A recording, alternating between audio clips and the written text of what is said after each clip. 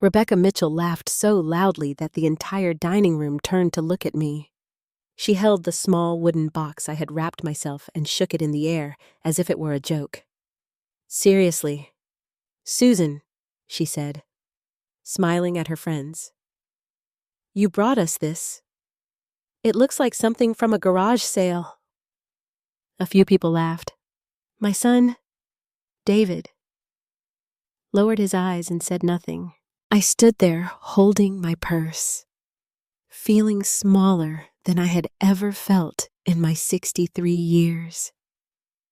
The gift she mocked had belonged to my late husband, Thomas. I quietly walked out of their beautiful house and drove home alone in the rain. 3 days later, Rebecca was standing on my porch, crying. And the woman who had laughed at my cheap gift whispered, "Please, Susan, I need you to sign these papers." If you've ever felt invisible inside your own family, I'd love to hear your story in the comments. And before we begin, tell me where you're watching from and what time it is where you are right now. Sometimes knowing we're not alone makes these stories a little easier to carry.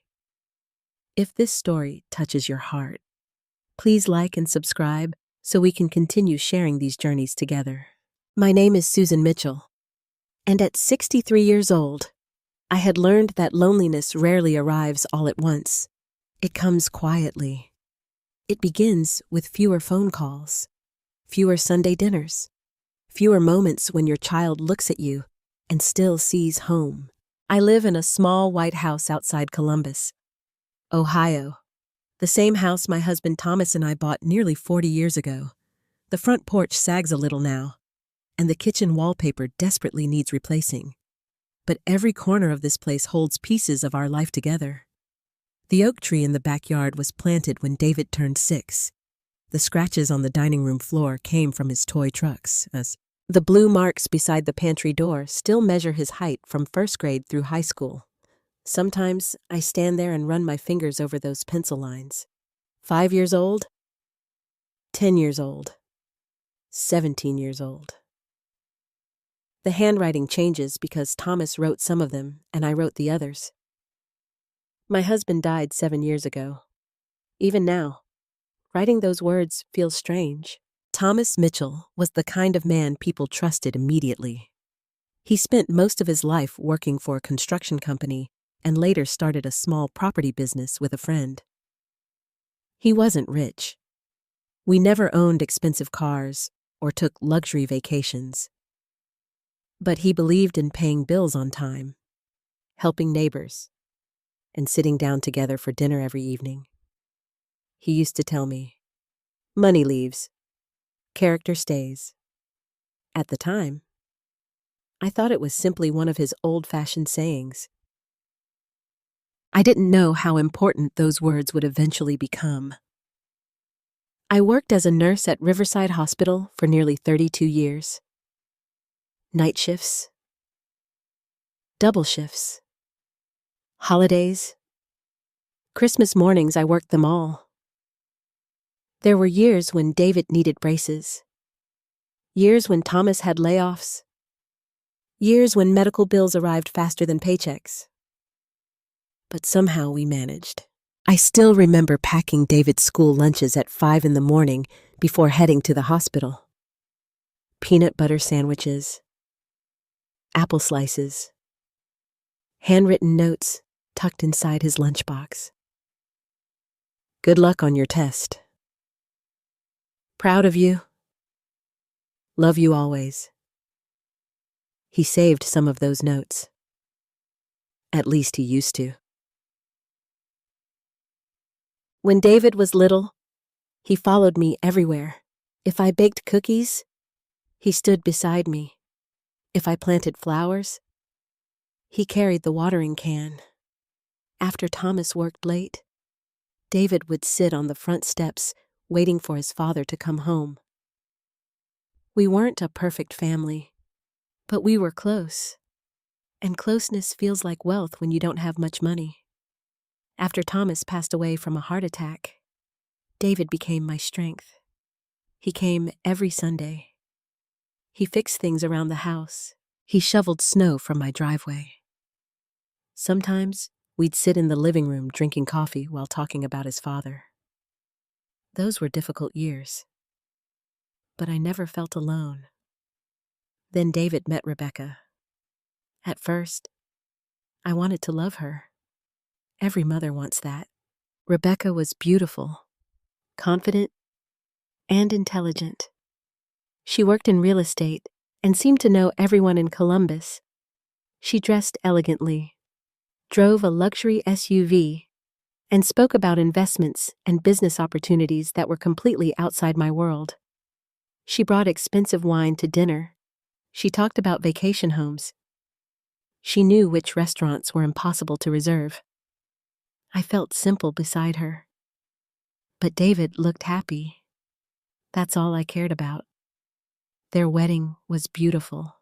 Thomas had been gone only 2 years, and watching my son stand at the altar without his father beside him nearly broke my heart.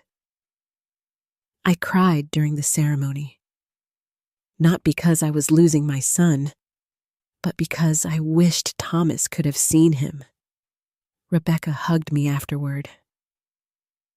"We'll take good care of each other," she said. I believed her. For a while, everything seemed fine. Sunday dinners continued. Holiday gatherings continued. But gradually, things changed. Rebecca and David moved into a larger home, then a newer neighborhood, then a bigger house still. Their furniture became more expensive. Their friends became wealthier. The conversations changed. Rebecca often talked about appearances, about neighborhoods, about property values, about social circles. One afternoon, she looked around my kitchen and smiled politely. "This house has character," she said. "People say that when they mean old." She suggested remodeling, selling, downsizing, moving into a retirement community. I laughed it off. "This house is home," I told her. She smiled, but something in her eyes unsettled me. David started missing Sunday dinners. Work became his excuse. Then travel, then fatigue. Our weekly phone calls became monthly phone calls.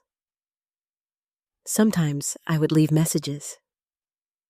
"Hi, sweetheart. Just checking in." Hours would pass. Days. Eventually, he would text. "Busy week. Love you. Mom." I told myself this was normal. Children grow up. They build lives. Parents step back. But there is a difference between giving your child space and feeling yourself disappear from their world. The first time Rebecca truly hurt me happened at Thanksgiving. I brought my homemade pecan pie. She had hired a caterer. Everything looked like a magazine photograph. The table decorations, the crystal glasses, the folded napkins. When I placed my pie on the counter, she laughed softly. "Oh, Susan, you didn't have to do that. Nobody really eats homemade desserts anymore." Nobody. The word stayed with me. Because David used to beg me to make that pie. Because Thomas loved it every Thanksgiving. Because traditions only become meaningless when someone decides they are. That night, I brought half the pie home untouched. I sat alone in my kitchen, eating a slice and wondering when my family had become guests. Still, I kept trying. Birthdays, Christmas, cards, phone calls. I never wanted David to feel torn between his wife and his mother. But little things continued happening. Rebecca would mention expensive vacations, luxury furniture, investment opportunities. She often asked questions about Thomas. What kind of business had he owned? Did he leave investments? Were there properties? Land savings? I answered honestly, we lived modestly. Which was true. Mostly. Because Thomas had always handled certain financial matters himself. There were papers he kept in his desk. Old files. Property records. Documents I never paid much attention to after he died. Life became about surviving grief, not sorting paperwork. One rainy afternoon, about 6 months before Rebecca laughed at my gift, I found Thomas's wooden box while cleaning the attic. Inside were old letters, a few photographs, my wedding handkerchief, and several sealed envelopes. His handwriting covered each one. For Susan, for David, for the future. I didn't open them. Not yet. I simply placed the box in my bedroom closet. Sometimes I think our lives begin changing long before we realize it. Sometimes God places answers in our hands months before we understand the questions. Looking back now, I believe that old wooden box began changing my life the moment I found it. I just didn't know it yet. At that time, I still believed my family problems were small. I still believed Rebecca merely cared too much about appearances. I still believed David would eventually come back to me. Most of all, I still believed love could solve everything. I had no idea that within a few months, I would stand inside my son's beautiful home while strangers laughed at me. And I certainly had no idea that the same woman who mocked my gift would soon be standing on my porch, begging me for something only I could give. People often ask when a son begins drifting away from his mother. Most of the time, there isn't a single moment. There isn't a slammed door or a terrible argument. Instead, it happens slowly, quietly, like winter arriving one cold morning at a time. For me, the change began after David married Rebecca. I truly wanted to love her. Even now, after everything that happened, I can honestly say that. When David first introduced her to me, she seemed bright and ambitious. She spoke quickly, laughed easily, and carried herself with the confidence of someone who had always expected life to give her exactly what she wanted. She worked as a real estate agent in Columbus and was already earning more money than David. I admired her success. I really did. After spending 3 decades working 12-hour nursing shifts, I respected any woman who built something for herself. At first, Rebecca made an effort. She brought flowers when she visited. She asked about my nursing career. She listened when I talked about Thomas. During their engagement, she even asked if she could wear one of my pearl necklaces for the rehearsal dinner. I remember thinking how lucky David was. But after the wedding, little things began to change. The first Christmas after they married, they hosted dinner at their new townhouse. Rebecca had decorated every room beautifully. There were silver candles, expensive dishes, and a 12-foot Christmas tree covered in white lights.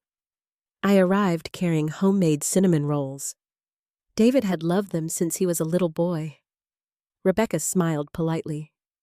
"Oh, Susan, you really didn't need to cook." "I wanted to," I said. "We ordered pastries from that bakery downtown."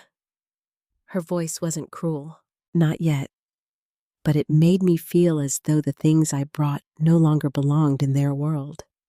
The cinnamon rolls sat untouched on the kitchen counter. When I left that evening, Rebecca wrapped them in foil and handed them back to me.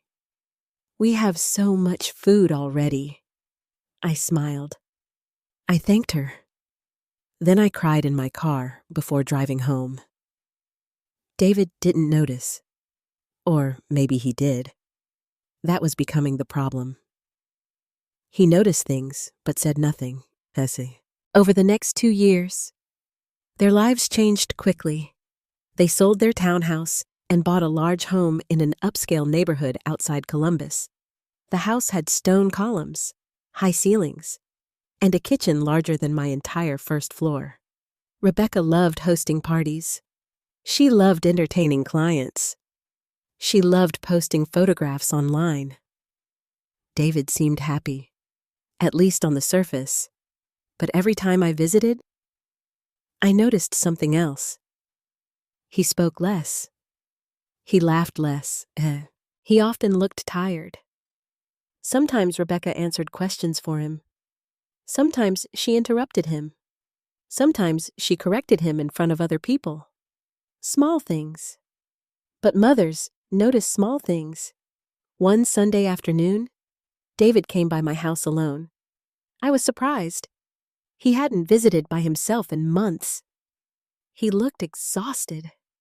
There were dark circles beneath his eyes.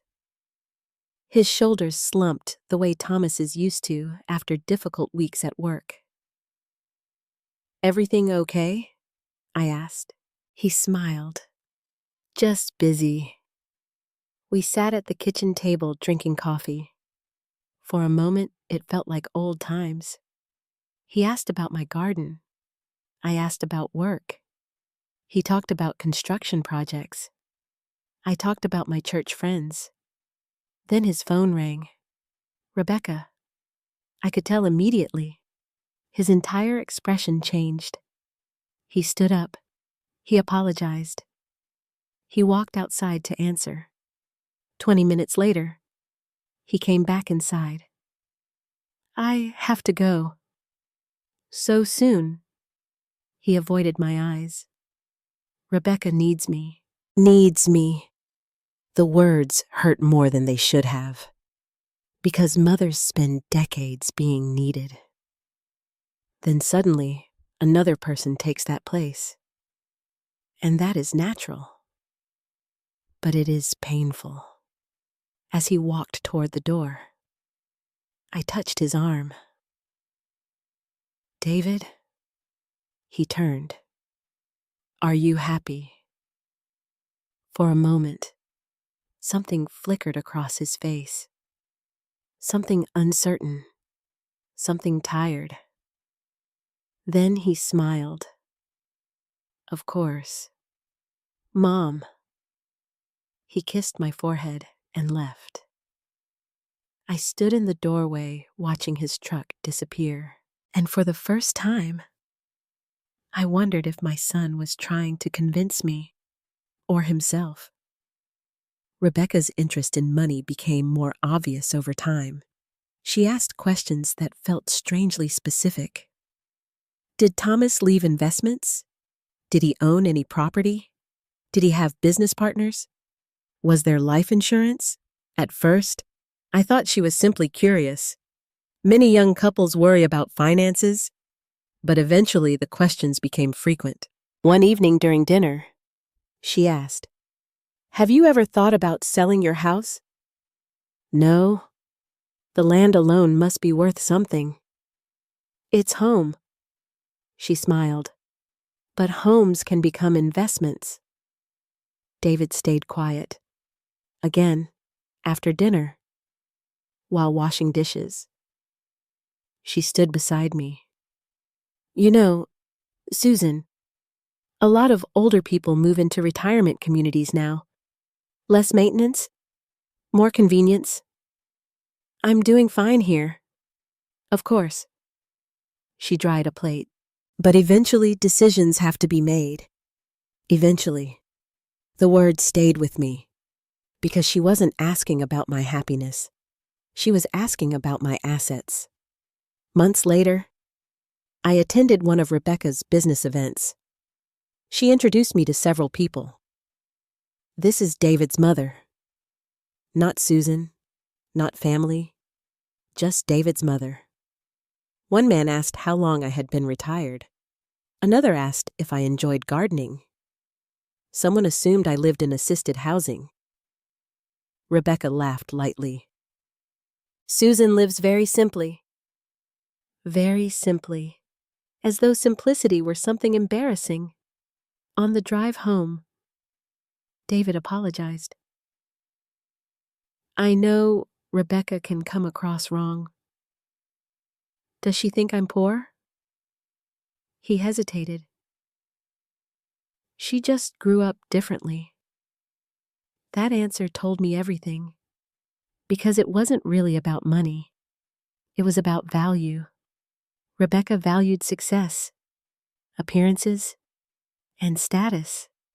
I valued loyalty, kindness, and family. David stood somewhere between us.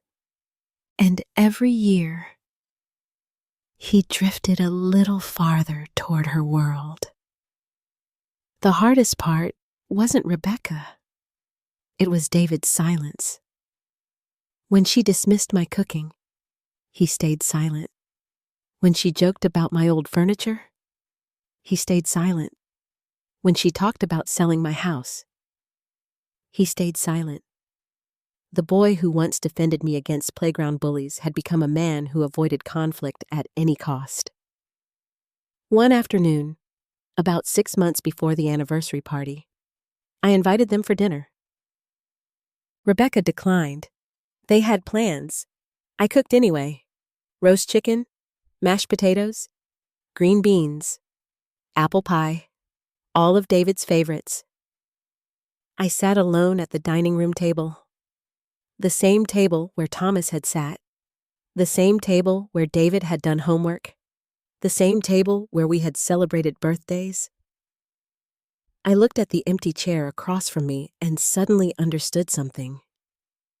People do not always leave physically first.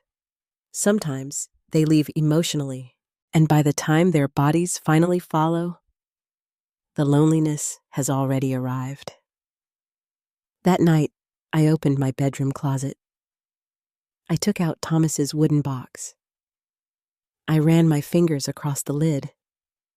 I remembered the day he gave it to me years ago. Keep this safe, he had said, for when the time is right. At the time, I thought he meant memories, photographs, letters, sentimental things. I still had not opened the sealed envelopes. Something inside me wasn't ready, but as I sat there holding the box, I had the strange feeling that Thomas had known something I didn't. As if he had understood that one day our family would face a test. And somehow, the answers were already waiting inside. Meanwhile, Rebecca was planning a large anniversary celebration. A beautiful party. A house full of guests. An evening that would change my life forever. Because that would be the night she looked at my gift and laughed. Yes. And that would be the night my son said nothing at all. The invitation arrived on a Tuesday morning. It was thick, cream-colored, and expensive enough to make me nervous before I even opened it. Rebecca loved beautiful things. Beautiful paper, beautiful homes, beautiful people. Everything in her life seemed carefully selected. Inside the envelope was an invitation to David and Rebecca's third wedding anniversary party. The celebration would be held at their house on a Saturday evening. Cocktails at 6, dinner at 7, formal attire requested. At the bottom, Rebecca had handwritten a note.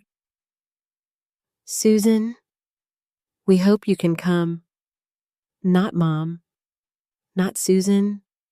We'd love to have you. Just a polite sentence. Still, I smiled. An invitation meant I had not been completely forgotten. I called David that evening. I'm looking at the invitation right now. He sounded relieved.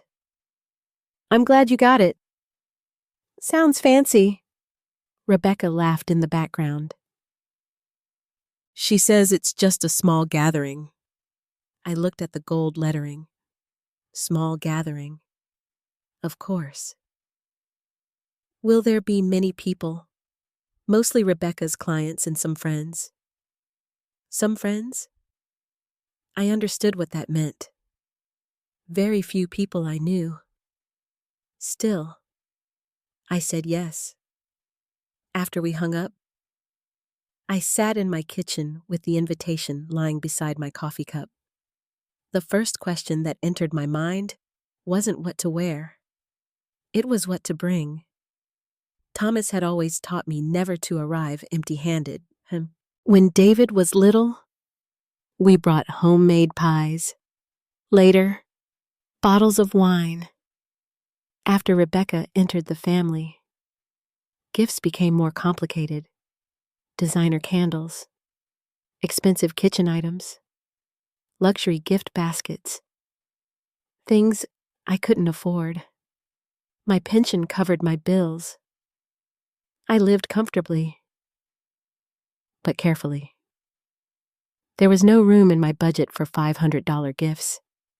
And honestly, even if there had been, I wasn't sure I wanted to compete in that world.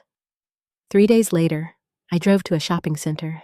I walked through several stores, crystal glasses, expensive picture frames, designer serving trays. Nothing felt right. Everything felt like something Rebecca already owned. I picked up a silver vase, $180. I put it back. I looked at luxury towels, $200, back on the shelf. I stood in the middle of a department store feeling embarrassed. Not because I was poor, because I suddenly realized I was trying to buy approval, and approval purchased with money never lasts. That evening, I came home tired. I heated soup, sat alone at the kitchen table, and looked toward my bedroom, toward the closet, toward Thomas's wooden box. Something inside me told me to open it. I carried the box carefully into the living room. The wood was worn smooth from age. Thomas had owned it long before we married. I remembered him keeping important papers inside. Photographs, letters, family keepsakes. I lifted the lid. Inside were several items wrapped in tissue paper. My wedding handkerchief, a faded photograph of our first apartment, Thomas's pocket watch, several letters, and beneath everything sat an embroidered table runner. I unfolded it slowly. My mother-in-law had made it by hand nearly 50 years earlier. Every stitch had been sewn by her. She had given it to me on my wedding day. I suddenly remembered something Thomas once said. Someday, this belongs to David's family. For several minutes, I sat quietly. Then I realized what I wanted to give. Not something expensive, something meaningful. The wooden box itself, the table runner, the family letters. A small handwritten note explaining their history. A piece of our family. A piece of Thomas. I knew Rebecca might not understand, but perhaps David would. Perhaps he would remember. The following Sunday, I invited David to lunch. He arrived alone. Again. I noticed that happen more often now. Where's Rebecca? She's showing houses. I nodded. We ate grilled cheese sandwiches at my kitchen table. Just like when he was 12. For a while, things felt normal. Then I told him, I found your father's wooden box. He looked surprised. The old one? Yes. His face softened. I remember that. I was thinking of giving it to you. He became quiet. You don't have to do that. I want to. He looked down at his coffee. Rebecca likes modern things. I smiled. I know. He hesitated. Maybe keep it for now. Those words hurt. Not because he rejected the gift, because he seemed afraid of how his wife would react. I changed the subject. We talked about work, weather, sports, anything except the distance sitting between us. Before leaving, David hugged me. It felt rushed, but genuine. As he walked toward the door, I said, "Do you remember your grandmother's table runner?" He turned. "The white one." "Yes." He smiled slightly. "Dad loved that thing." "I know." For a moment, I saw my little boy again. Then his phone rang. "Rebecca." He answered immediately. 10 minutes later, he was gone. The week before the party felt strangely heavy. I couldn't explain it. Several times I considered not attending. I imagined walking into a room filled with strangers. Beautiful people, expensive clothes, expensive conversations. I imagined Rebecca introducing me as David's elderly mother. I imagined feeling out of place. But another voice inside me said something else. You are his mother. You belong there. Thursday evening, I polished the wooden box. Friday, I washed the embroidered runner carefully by hand. Saturday morning, I wrote a note. Dear David and Rebecca. This box belonged to Thomas for most of his life. Inside are pieces of our family history. I hope one day these memories remind you that the greatest wealth a family can have is love, loyalty, and kindness. Love. Susan. I folded the note, placed it inside, wrapped the box with simple cream paper and blue ribbon. No expensive gift bag. No designer card. Just my handwriting. That afternoon, my friend Carol called. Are you excited? I think I'm nervous. Why? I don't know. You always know. I laughed. Maybe she was right. Maybe part of me already sensed something was wrong. Before hanging up, she asked, What are you wearing? My blue dress. The one Thomas loved. Yes. Then wear it proudly. At 6 o'clock, I stood in front of my bedroom mirror. The blue dress still fit.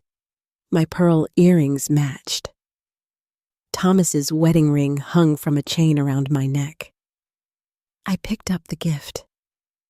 For a moment, I looked at our wedding photograph sitting on the dresser. Thomas looked so young, so certain. I touched the frame. Help me tonight, I whispered. The drive to David's house took nearly 40 minutes. As I entered their neighborhood, large homes lined both sides of the street. Luxury cars filled driveways. Lights glowed through enormous windows. When I turned onto David's street, I immediately saw the party. Cars lined both sides.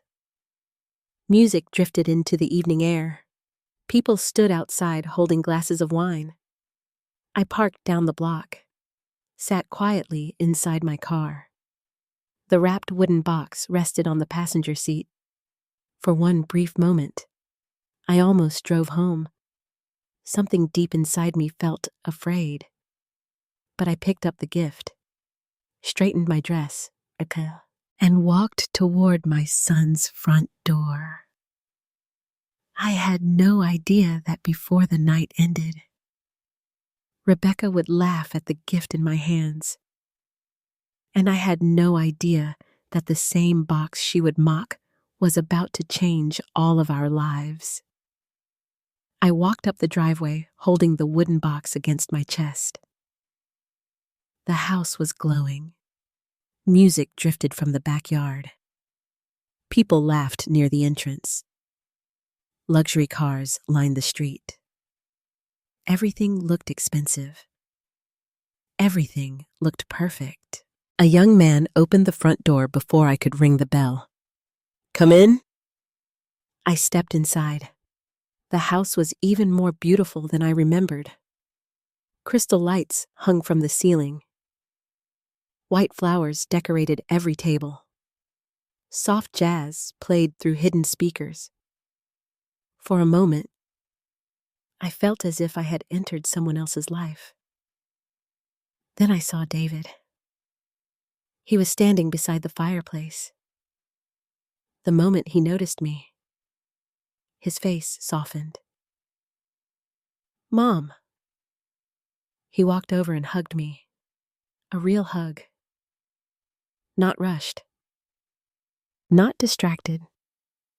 For several seconds, I allowed myself to believe everything might be okay. "You look beautiful," he said. "So do you." He smiled. "Thanks for coming."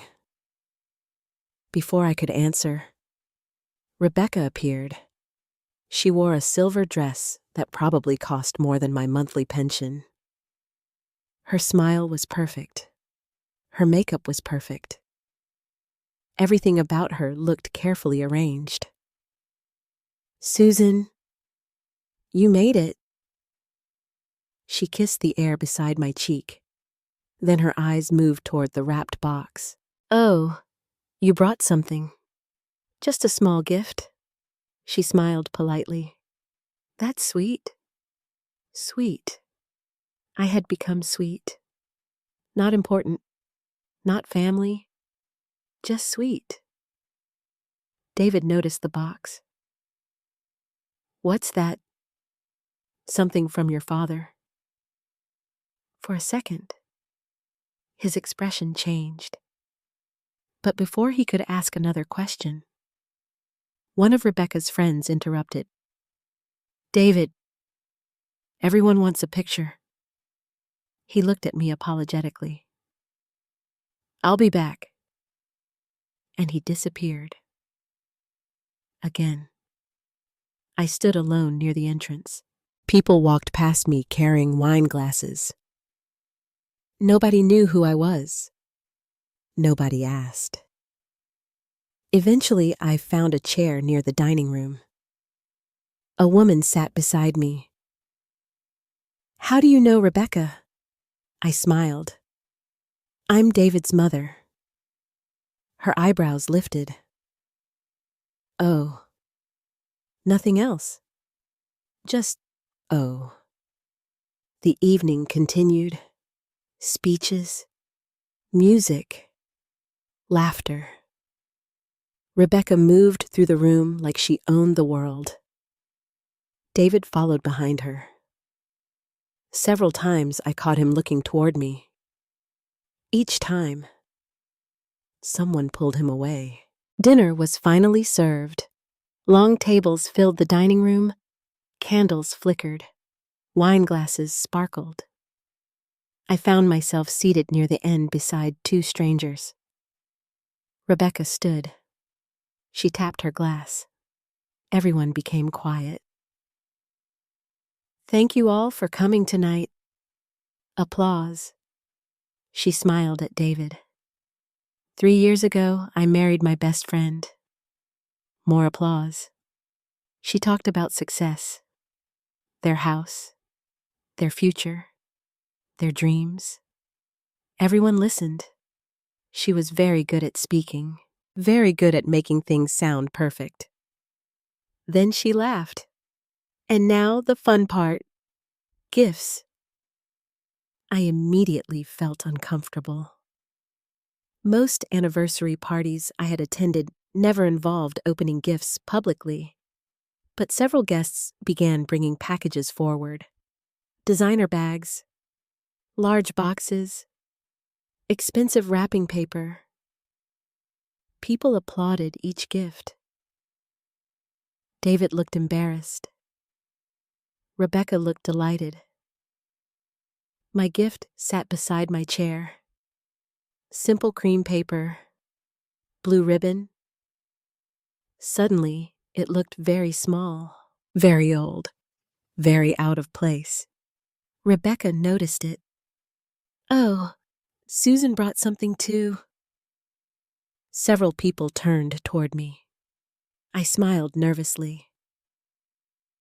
"It's just a family keepsake."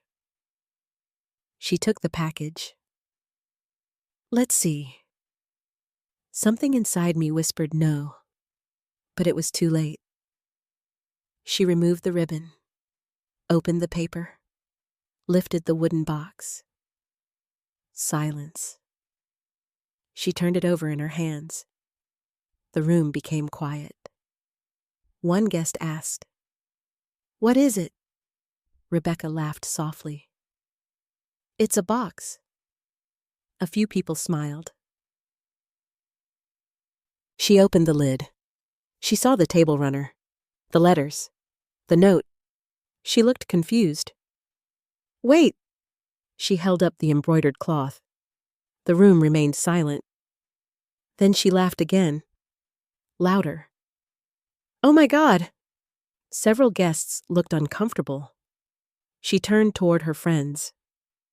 Seriously? My heart started beating faster. She looked directly at me. "Susan, this looks like something from a garage sale." Someone laughed. Another person smiled awkwardly. "I couldn't move," Rebecca continued. "I thought maybe it was jewelry or something." More laughter. She lifted the cloth. "It's an old tablecloth." "It's your grandmother's," I said quietly. She blinked. "Oh." Then she shrugged. "Well, vintage, I guess." One man chuckled. Another woman looked away. I searched the room. I searched for my son. David stood beside the fireplace. Silent. His face had gone pale. Our eyes met. For 1 second, I expected him to speak. I expected him to say, "That's my father's. That's my grandmother's. Respect my mother." But he said nothing. Nothing. That silence hurt more than Rebecca's words. Because strangers owe you nothing, but your child does. The room felt smaller. The air felt heavier. Rebecca placed the cloth back inside the box. "Thank you, Susan." Her voice sounded polite again. Too polite, as though the damage had already been done. The conversation slowly resumed. People returned to eating. Music returned. Laughter returned. But something inside me had broken. I stood. David finally walked toward me. "Mom." I shook my head. "It's okay?" "No. Listen. It's your party." Rebecca approached. "I'm sorry if—" "No." I surprised myself. I had never interrupted her before. I looked directly into her eyes. "It wasn't a tablecloth." She seemed confused. "What?" "It belonged to David's grandmother." Silence. I looked at David. "And your father?" His eyes lowered. Nobody spoke. I picked up my purse. "I should go." David reached for my arm. "Mom." "Stay." I gently pulled away. For the first time in years, I saw fear in his eyes. Perhaps he understood. Perhaps he finally realized what had happened. But it was too late. I walked toward the front door. Outside, the night air felt cold. I reached my car. My hands were shaking. I sat behind the wheel and stared at the house. Music still played. Lights still glowed. People still laughed. Inside that beautiful home, my son's family continued celebrating. And outside, his mother sat alone.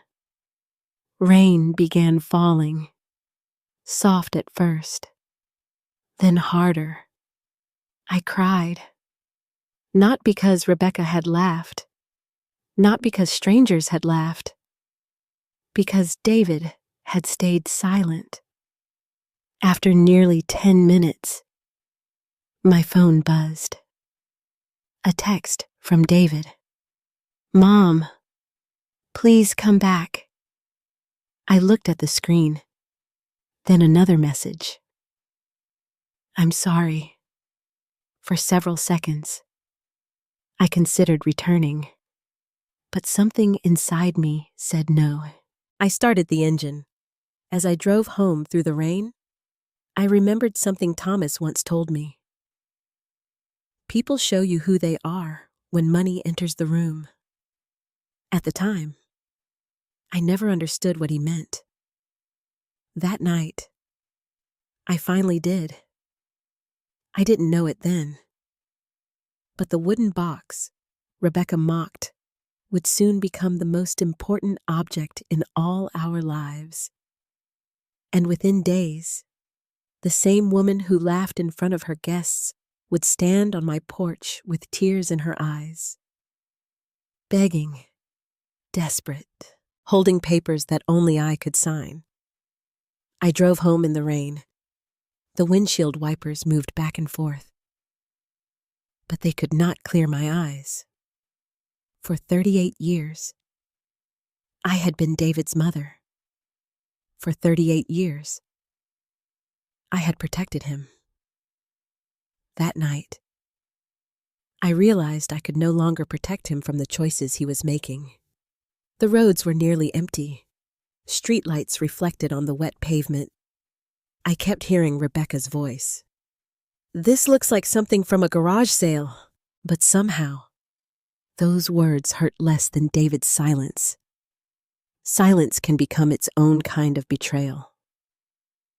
When I finally pulled into my driveway, the rain had become heavier.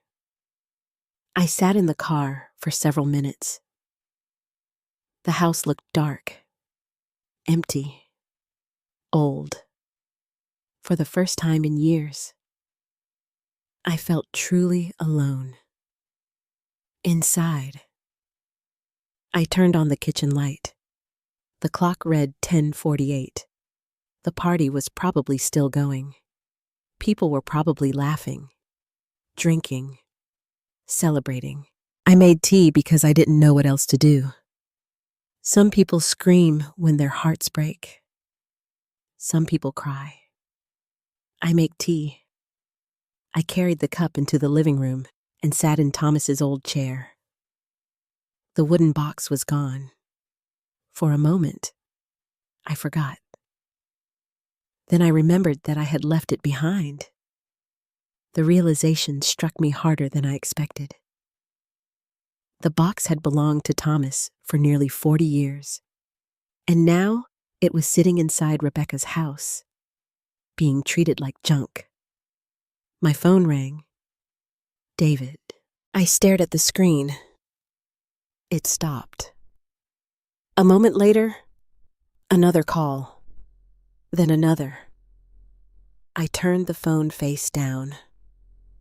At midnight, a text arrived. "Mom, please talk to me." 5 minutes later, Rebecca didn't mean it. 10 minutes later, "I'm sorry." I read the messages several times. Then I placed the phone on the table. I wasn't angry, at least not entirely. I was tired, very tired. Around 1 o'clock in the morning, I finally went upstairs. Before sleeping, I opened the drawer beside my bed. Inside was Thomas's wedding ring, his old wallet, and one of his handwritten notes. He had written it during his first hospital stay years ago. If something happens to me, trust your instincts. You always know people better than I do. I read those words twice. Trust your instincts. For months, perhaps years. My instincts had been warning me. Something was wrong. Something about Rebecca. Something about money. Something about the way she looked at things. At people. At my home. At David. I simply hadn't wanted to believe it. The next morning, I woke early. Habit. Nurses never truly stop waking early. The rain had ended. The world looked clean. I made coffee, fed the birds, watered the flowers. I tried to continue my normal routine. At 9 o'clock, David called again. This time, I answered. Mom! His voice sounded exhausted. Are you okay? I almost laughed. No. David? Silence. I'm sorry. Another silence. Then I asked the question I had carried all night. Why didn't you say anything? He exhaled slowly. I didn't know what to say. Your wife insulted your father. I know. She insulted your grandmother. I know. You stood there. His voice became smaller. I'm sorry. Those words no longer felt sufficient. Did you know what was inside the box? No. You didn't even ask. I was trying to avoid a scene. I closed my eyes. There was already a scene. Neither of us spoke. Finally, he said, Rebecca feels terrible. That sentence changed something inside me. Not because it was cruel, because it came too soon. Before my pain, before my humiliation, before my feelings. Rebecca feels terrible. I answered quietly. So do I. He said he wanted to visit. I told him no. Not yet. After we hung up, I went upstairs. I opened the closet. For the first time, I realized something. There had been several envelopes inside the wooden box. Sealed envelopes. Thomas's handwriting. And I had left them all behind. Suddenly, my chest tightened. I tried to remember exactly what remained in the box. The embroidered runner. Photographs. Letters. The envelopes. One envelope had been labeled for Susan, another for David, and another, when the time is right. I had never opened them. Now they were sitting in Rebecca's house. The thought disturbed me. Around noon, my friend Carol arrived. She took one look at my face. Oh, Susan? I told her everything. The party, the laughter, the silence. She listened without interrupting. When I finished, she asked only one question. What are you going to do? I don't know. Are you angry? Yes. Are you hurt? Very? Do you want revenge? I thought about that. No, she nodded. Good. We drank coffee together. She reminded me of something I had forgotten. Thomas had trusted me. He had always trusted my judgment. When David was young, Thomas often said, "Susan sees things before the rest of us." Maybe he was right. Because even before the party, something inside me had been warning me. Late that afternoon, I decided to visit the attic. Thomas had stored old files there, boxes, receipts, business records, property papers. I wasn't searching for anything specific. I simply wanted to feel close to him. Dust covered everything. The attic smelled of old wood. I opened several boxes, tax returns, insurance documents, old photographs. Then I found a small metal file cabinet. Inside were folders labeled in Thomas's handwriting. Construction, insurance, investments, land. I froze. Land. I sat down on the floor. There were several folders. Most contained documents I didn't understand. Property maps, legal descriptions, old contracts. One folder had a name I recognized. Harold Bennett, Thomas's attorney. Inside was a business card, an old letter, and a handwritten note. If anything happens to me, Harold knows what to do. I stared at the words. Harold Bennett. I had not spoken to Harold in nearly 4 years. He had attended Thomas's funeral. After that, life simply moved on. I looked at the clock. Almost 5. Too late to call. But something inside me told me that I needed to speak with him. Immediately, as I placed the papers back into the folder, another memory returned. 3 years earlier, Rebecca had once asked me a strange question. Did Thomas ever own property outside the city?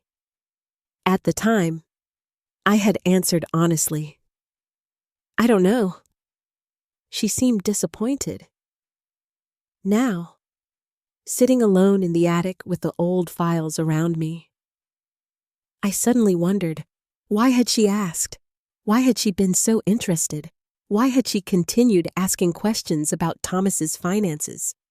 And why had she looked so disappointed when she opened that wooden box? As evening approached, my phone buzzed again. This time, it was not David. It was an unknown number. I almost ignored it. Something told me not to. Hello, a familiar voice answered. Susan, this is Harold Bennett. I sat perfectly still.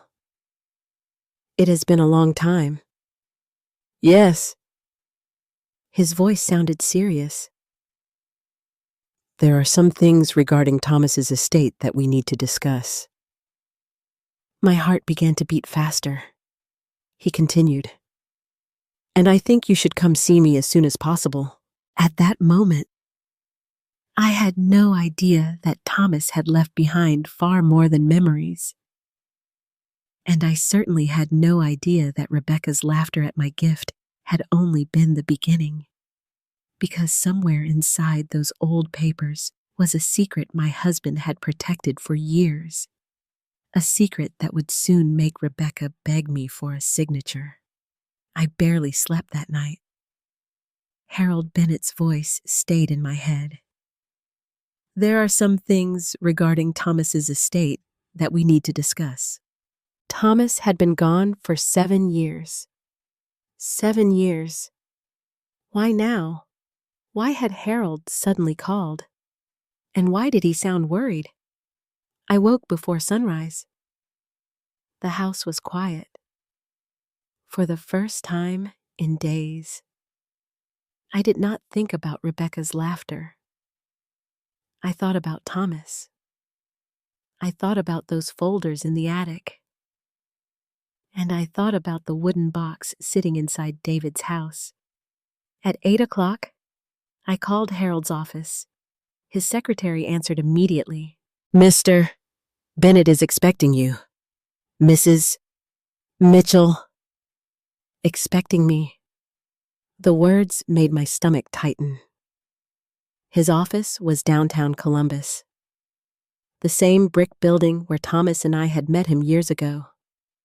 Back then, Thomas handled all financial matters. I trusted him completely. Perhaps too completely. The drive took nearly 40 minutes. Rain clouds still covered the sky. Everything felt gray. When I entered the office, Harold was waiting. He looked older. His hair was almost completely white now, but his eyes remained sharp. "Susan." He stood and hugged me. "I'm sorry it's been so long." "So am I." He led me into his office. Thomas's name immediately caught my attention. A thick file sat on the desk. Mitchell Estate. Harold folded his hands. "Before we begin, I want to ask something." I nodded.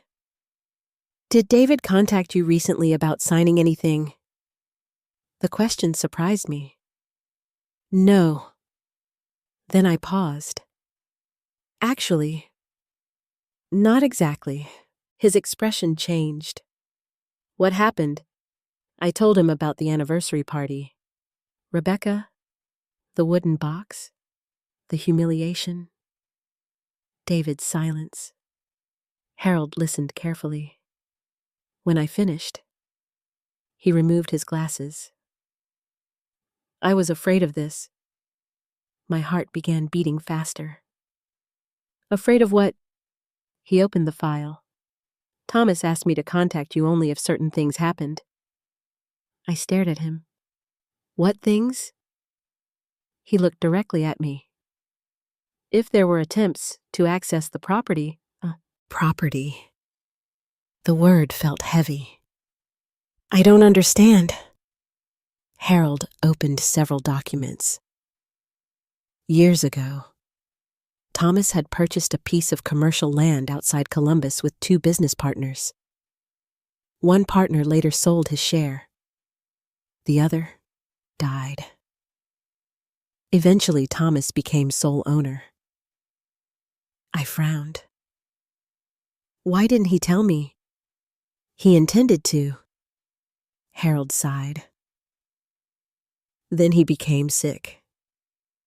I sat silently. The land had very little value when Thomas bought it. The area was mostly empty. Warehouses, fields, old industrial buildings. After his death, the property remained untouched. Taxes were paid automatically through a trust account. No one paid much attention. Until recently, Harold handed me a map. A large red circle surrounded the property. The city approved a major development project. I looked at him. "How valuable?" He hesitated. "Several $1 million." I stared at him. Several million. I thought he had made a mistake. Thomas and I had lived carefully our entire lives. We drove used cars. We repaired old appliances. We worried about hospital bills. "That can't be right." "I'm afraid it is." For several moments, I couldn't speak. Harold continued. "The land is still legally protected." "Protected?" "Thomas established certain conditions." I remembered his words. "Don't give things to people who don't understand love." My hands began shaking. Harold opened another file. Then he said something that made my blood run cold. About 3 months ago, someone began asking questions about the property. Who? He slid papers across the desk. I read the name. Rebecca Mitchell. I looked up immediately. What? She had called the office. Several times. She claimed she was helping organize family paperwork. She asked about property holdings, trusts, ownership, transfer procedures. My chest tightened. Did David know? I don't know. He handed me another paper. There was another name. David Mitchell. A meeting request. 6 weeks earlier. I felt suddenly cold. Harold spoke gently. They didn't have enough information. What do you mean? They knew something existed. How? I don't know. Perhaps Thomas had mentioned it years ago. Perhaps someone else knew. Perhaps they found documents. No one could say. But they had been asking questions. A lot of questions. Then Harold opened another folder. I received these last week. Inside were preliminary transfer documents. My name appeared. David's name appeared. And Rebecca's company. I stared at the page. What is this? A proposed transfer. Transfer to whom? He pointed. Rebecca Mitchell, Real Estate Holdings, LLC. I felt dizzy. They wanted you to sign. The room became quiet. Suddenly, everything connected. The questions, the conversations, the interest in my house, the discussions about retirement communities, the constant questions about Thomas. Rebecca had been searching for something, and she believed she had found it. I whispered, "My God." Harold nodded slowly. There is something else. He reached into a drawer. Inside was a sealed envelope. Thomas's handwriting. My eyes filled with tears. He handed it to me.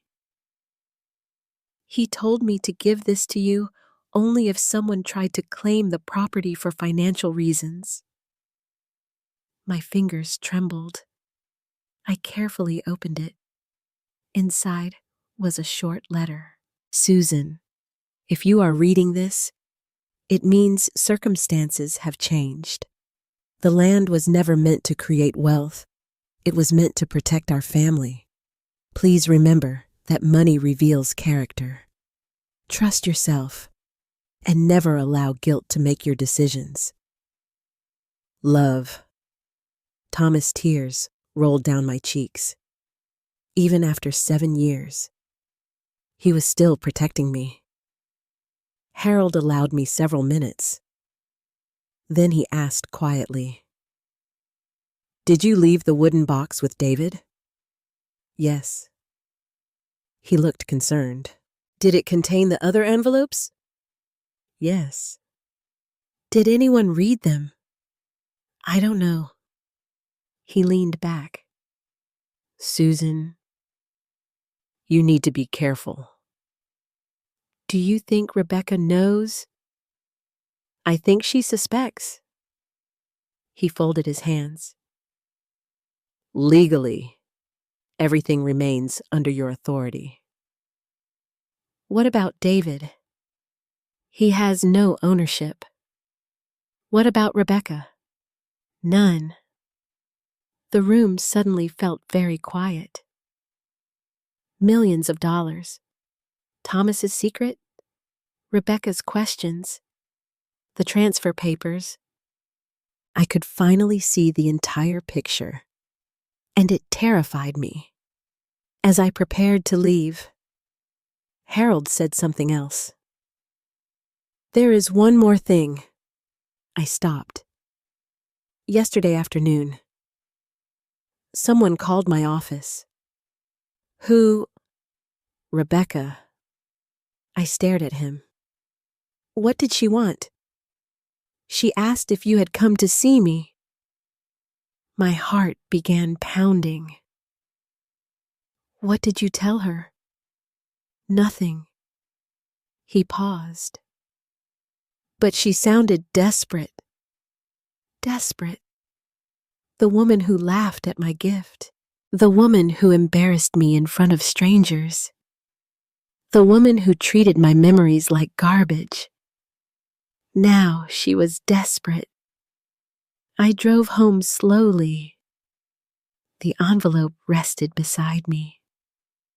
Thomas's words echoed in my head. Money reveals character. For years, I had believed Rebecca simply disliked me. Now I wondered if she had been looking at me and seeing something else entirely. Not a mother, not family, not Susan.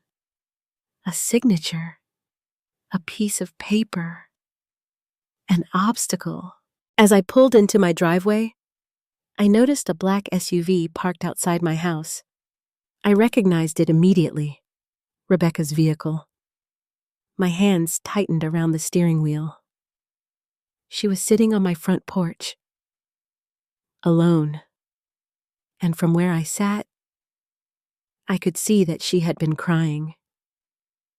Rebecca was sitting on my front porch. For a moment, I simply remained inside my car.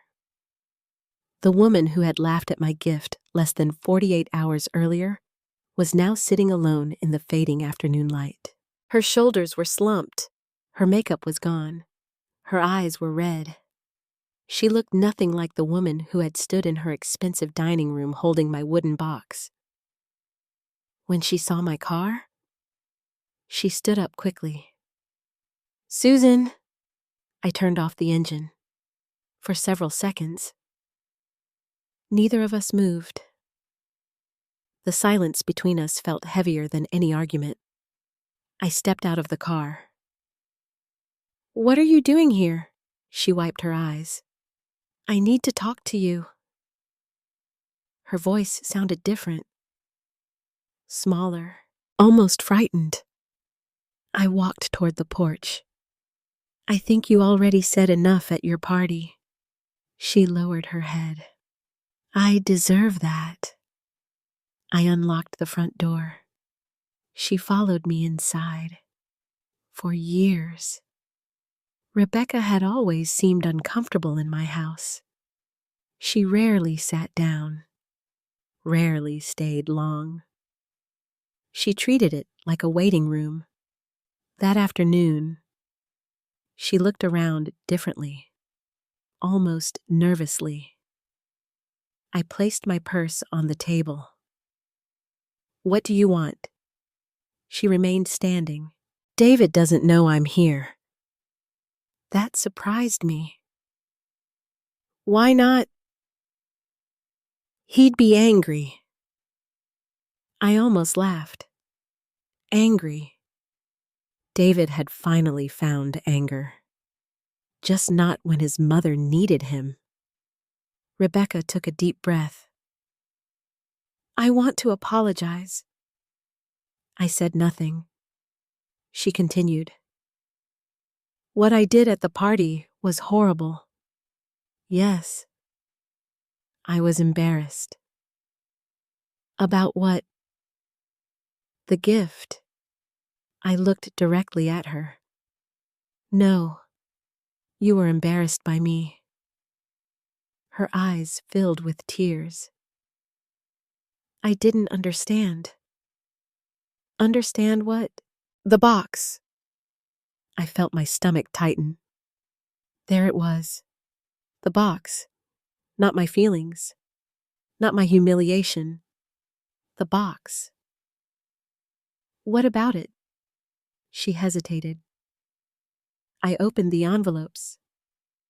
My entire body became still. You what? She looked away. I didn't mean to. Those belong to my husband. I know. No, Rebecca. You don't. She sat down. For the first time since I had known her, she looked genuinely afraid. Inside my mind, Harold's words echoed. She suspects. I sat across from her. What did you read? She swallowed. There was a letter. Which one? The one marked for David. My heart sank. What did it say? She hesitated. It talked about family responsibility. And there was something about the land. The room became silent. So she knew. At least part of it. I folded my hands. Who told you about the property? Her eyes widened. What? You've been asking questions for years. No. Harold told me. The color left her face. She immediately understood. You spoke to Harold. Today. She stared at me. For several seconds. Neither of us spoke. Then she whispered. Oh God. I realized then that she knew much more than I had believed. She looked down at her hands. I can explain. I leaned back. Please do. She began slowly. Several months earlier, David had found old papers while helping me clean my garage.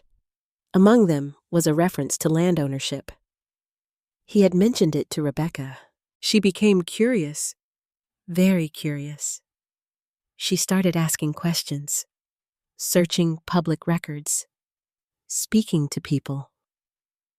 Eventually, she discovered that the property might be valuable. How valuable? I asked. I didn't know. But you knew enough. She nodded. I felt anger rising. And the transfer papers. She looked at me, her eyes filled with tears. I made a mistake. A mistake. Our finances are I remembered Harold's words. Desperate. How bad? She looked ashamed. The market changed. What market? My business. She explained that several investments had failed. She had borrowed money. She had guaranteed loans. She had expanded too quickly. The expensive house, the luxury car, the lifestyle. Much of it had been financed. Debt. More debt. Then even more debt. Does David know? Some. How much? Not everything. Of course. David never knew everything. He lived beside problems without seeing them. I asked quietly, Did you marry my son for money? She looked shocked. No. I studied her face. For the first time in years. I believed her. She loved David. Perhaps in her own way. But somewhere along the road, money had become more important. Success had become more important. Appearance had become more important. And now she was drowning. She reached into her purse. My breathing stopped. She removed a stack of papers. There they were. Transfer documents. Signatures. Legal forms. My name appeared several times. I need you to sign. The words finally arrived. The words from the beginning. The words that had brought her to my porch. Not apology. Not forgiveness. Sign. I stared at the papers. The room suddenly felt cold. What exactly am I signing? It protects the property. No. It helps David. No. She started crying. Please. I remained silent. Our house could be taken? I said nothing. We owe money. Still nothing. If this deal falls apart. What deal? She lowered her eyes. A long silence followed. Then she spoke quietly. I promised investors. My chest tightened. Without permission. I thought you would sign. I looked at her. Why? She finally answered honestly.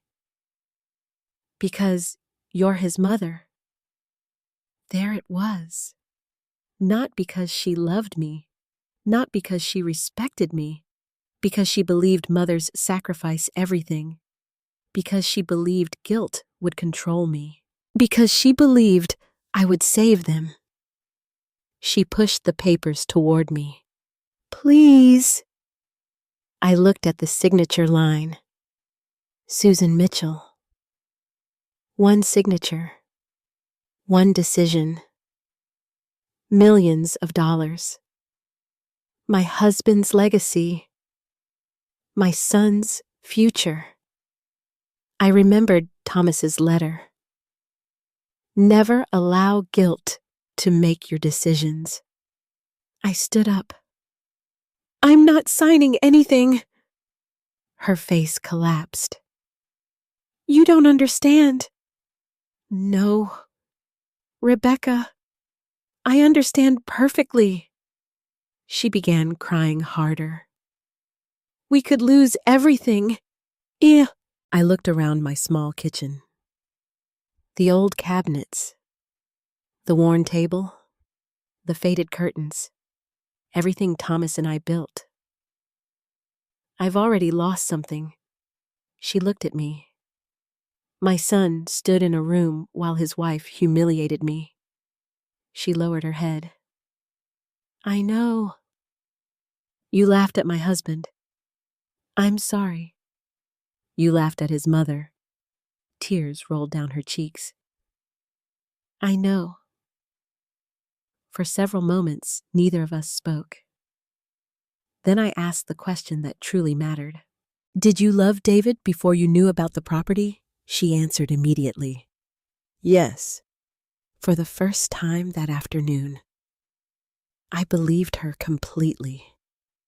But love was no longer enough. The lies had become too large, the debts too serious, the damage too deep. She stood slowly. What happens now? I answered honestly. I don't know. She wiped her eyes. Will you talk to David? Yes. Will you see Harold again? Yes. She nodded. At the door. She stopped. There was another envelope. My heart skipped.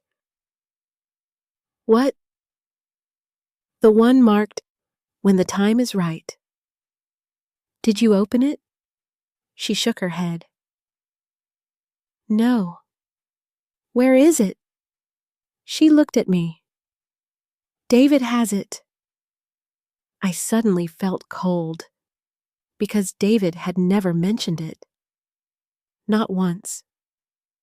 Not after the party. Not after the apology. Not after the phone calls. He had the envelope, and he had kept it secret. As Rebecca drove away, I stood alone on my porch. The sun was beginning to set. Everything had changed. Rebecca was desperate. The money was real. The debts were real. The papers were real. And somewhere, my son was holding an envelope that his father had written years before his death. An envelope that might explain everything. That evening, just after dark, my phone rang. It was David. His voice was shaking. "Mom, what is it?" Long silence. Then he said, "I opened Dad's letter." For several seconds, I could not speak. David's voice trembled on the other end of the phone. "I opened Dad's letter." I sat down slowly. The kitchen suddenly felt very quiet. "When?" "Last night." My fingers tightened around the phone. "You had it the entire time." "Yes." "Why didn't you tell me?" Silence. Then he answered, "Because I was afraid." Afraid. My son was nearly 40 years old, yet fear still controlled his decisions. "What did the letter say?" He breathed heavily. "It said, 'Dad trusted you.'" I closed my eyes. "Anything else?" "He wrote that family should never be measured by money." Tears filled my eyes. That sounded exactly like Thomas. David continued. "He said if I ever had to choose between money and people, I should choose people." The words cut deeply. Because my son had already made his choice, and he knew it. "Mom, can I come over?" I hesitated, not because I didn't love him, because I didn't know who he was anymore. Finally, I said yes. He arrived 30 minutes later. His truck pulled into the driveway slowly. He looked exhausted. He had not shaved. His eyes were red. For the first time in years, he looked like the boy who used to come home after making mistakes. He entered quietly. No Rebecca. No explanations. Just David. He placed the envelope on the table. I immediately recognized Thomas's handwriting. For a moment, neither of us touched it. Then David spoke. I didn't know what to do. I looked at him. "That's becoming a habit." He lowered his eyes. "I know." He sat down. For several seconds, he stared at the table. Then he finally said something I had waited years to hear. "I'm sorry for the party." I remained silent. "I should have stopped her." "Yes." "I should have defended you." "Yes." "I was wrong." I looked at him carefully. For the first time, he wasn't defending Rebecca. He wasn't explaining. He wasn't hiding. He simply looked broken. "Why didn't you?" He rubbed his hands together. "Because everything is falling apart." I said nothing. "Our finances." There it was. Money. Always money. He continued. "The mortgage is behind." I stared at him. "What?" "We refinanced." "When?" "Last year." "Why?" He looked embarrassed. "Rebecca said property values would increase." "And they didn't." He shook his head. "The business lost money." I remembered Rebecca sitting in my kitchen, crying, begging. Now the picture was becoming clearer. "How much debt?" He hesitated. "Almost 600,000. I felt the air leave my lungs. "David." His eyes filled with tears. I know. I could barely understand the number. Thomas and I had spent our entire lives avoiding debt. We saved, planned, sacrificed. And now my son owed more money than we had earned during entire years. Did you know about the property? He nodded slowly. Some. When? A few months ago. The disappointment hurt more than I expected. You kept it from me. I thought Rebecca was only researching. Researching what? Possibilities. I almost laughed. Possibilities. A beautiful word for greed. He continued. She believed the land could save us. Us. Not family. Not legacy. Not Thomas. Debt. Investments. Money. The room remained silent. Then David said something that shocked me. I never wanted the money. I looked at him. I believe you. His tears finally came. I just wanted things to be okay. When, after Dad died, his voice cracked. I thought if I could provide enough, earn enough, buy enough, maybe everything would feel normal again. I suddenly saw my son differently.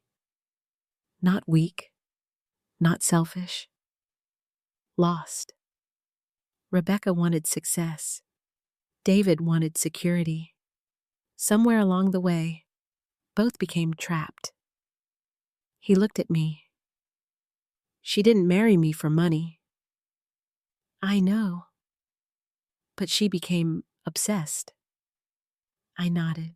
She thinks if we lose the house, everything ends. Does it? He looked down. I don't know. I stood and made coffee. Some habits never leave. When life becomes difficult, I make coffee. We sat together at the kitchen table. The same table where he had done homework. The same table where Thomas had taught him multiplication. The same table where I had cried after his father died. David finally asked the question. How much is the property worth? I answered honestly. Several million. His face went pale.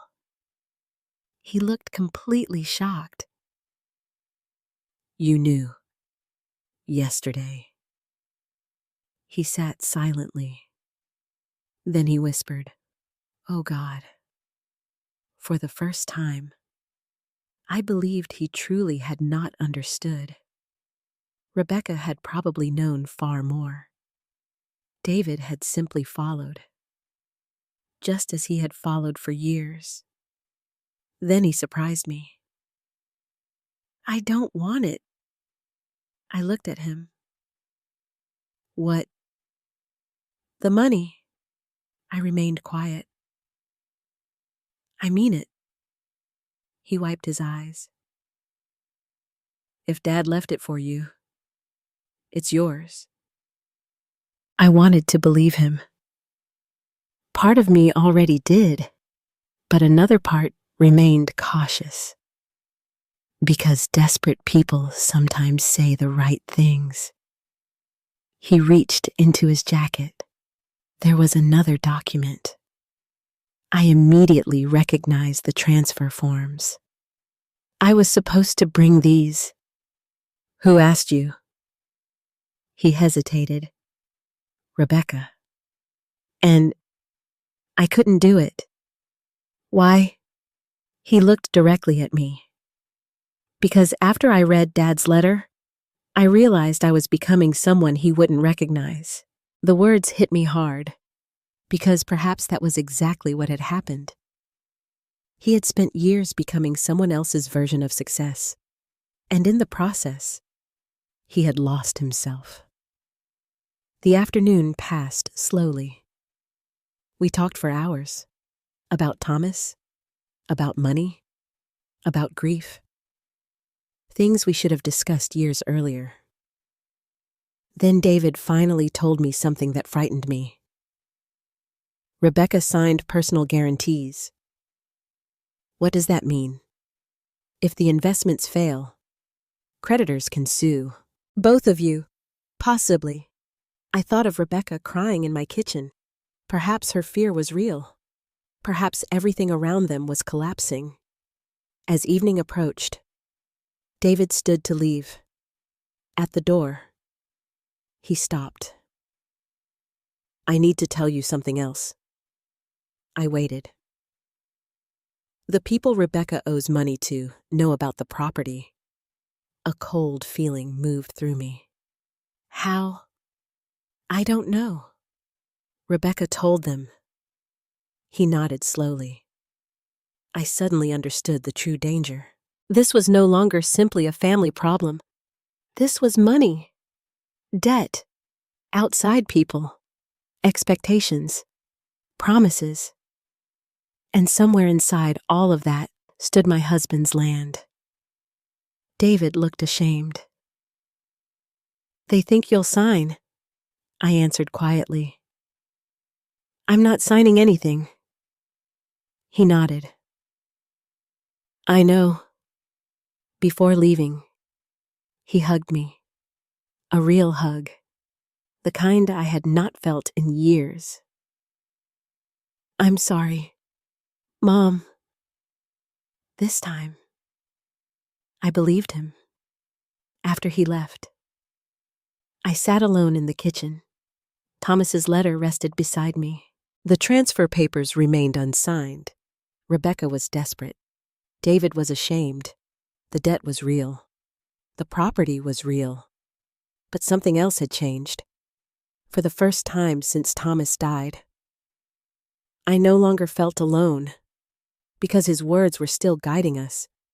His wisdom was still protecting us. His love was still holding the family together. My phone rang shortly before bedtime. It was Harold. Susan. Yes. We need to meet tomorrow. Why? There was a long pause. Then he said, someone filed an emergency request involving the property. My heart stopped. Who? His answer came quietly. Rebecca. I did not sleep that night. Harold's words kept repeating inside my head. Someone filed an emergency request involving the property. Rebecca, the woman who had cried in my kitchen, the woman who had apologized, the woman who had begged. She had still taken action behind my back. At 6 o'clock the next morning, I was already awake. Coffee sat untouched in front of me. The house felt unusually quiet. Thomas's letter remained beside my cup. His handwriting somehow made me feel less alone. At 8:30, I drove to Harold's office. This time, David was already there. He looked exhausted. Harold stood beside the conference table. Several documents lay spread before him. The atmosphere felt different, more serious, more dangerous. Harold adjusted his glasses. Thank you both for coming. David looked confused. What's happening? Harold opened the file. Yesterday afternoon, Rebecca's attorney submitted a preliminary request concerning future ownership rights. David stared at him. What rights? The property. David shook his head. No. Harold slid the papers forward. There is no legal authority here, but the filing suggests an expected family transfer. I looked at David. His face turned white. She hired a lawyer. Harold nodded. Apparently. David stood up. No. He looked genuinely shocked. I didn't know. I believed him.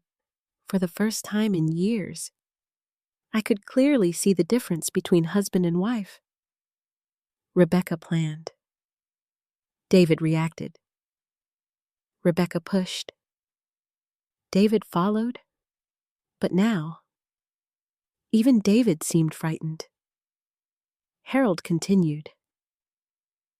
The filing itself changes nothing. He looked at me. The property remains completely under your control. I nodded. But it tells us something. What? I asked. He folded his hands. Someone is under tremendous pressure. David lowered his eyes. I think I know why. We both looked at him. He swallowed. Rebecca borrowed money privately. Harold frowned. How much? David hesitated. I don't know exactly. Estimate. He took a deep breath. Maybe 200,000. The room became silent. Even Harold looked surprised. Personal loans? David nodded. Investment groups. My stomach tightened. Are they legal? He looked away. I think so. Think. The word terrified me.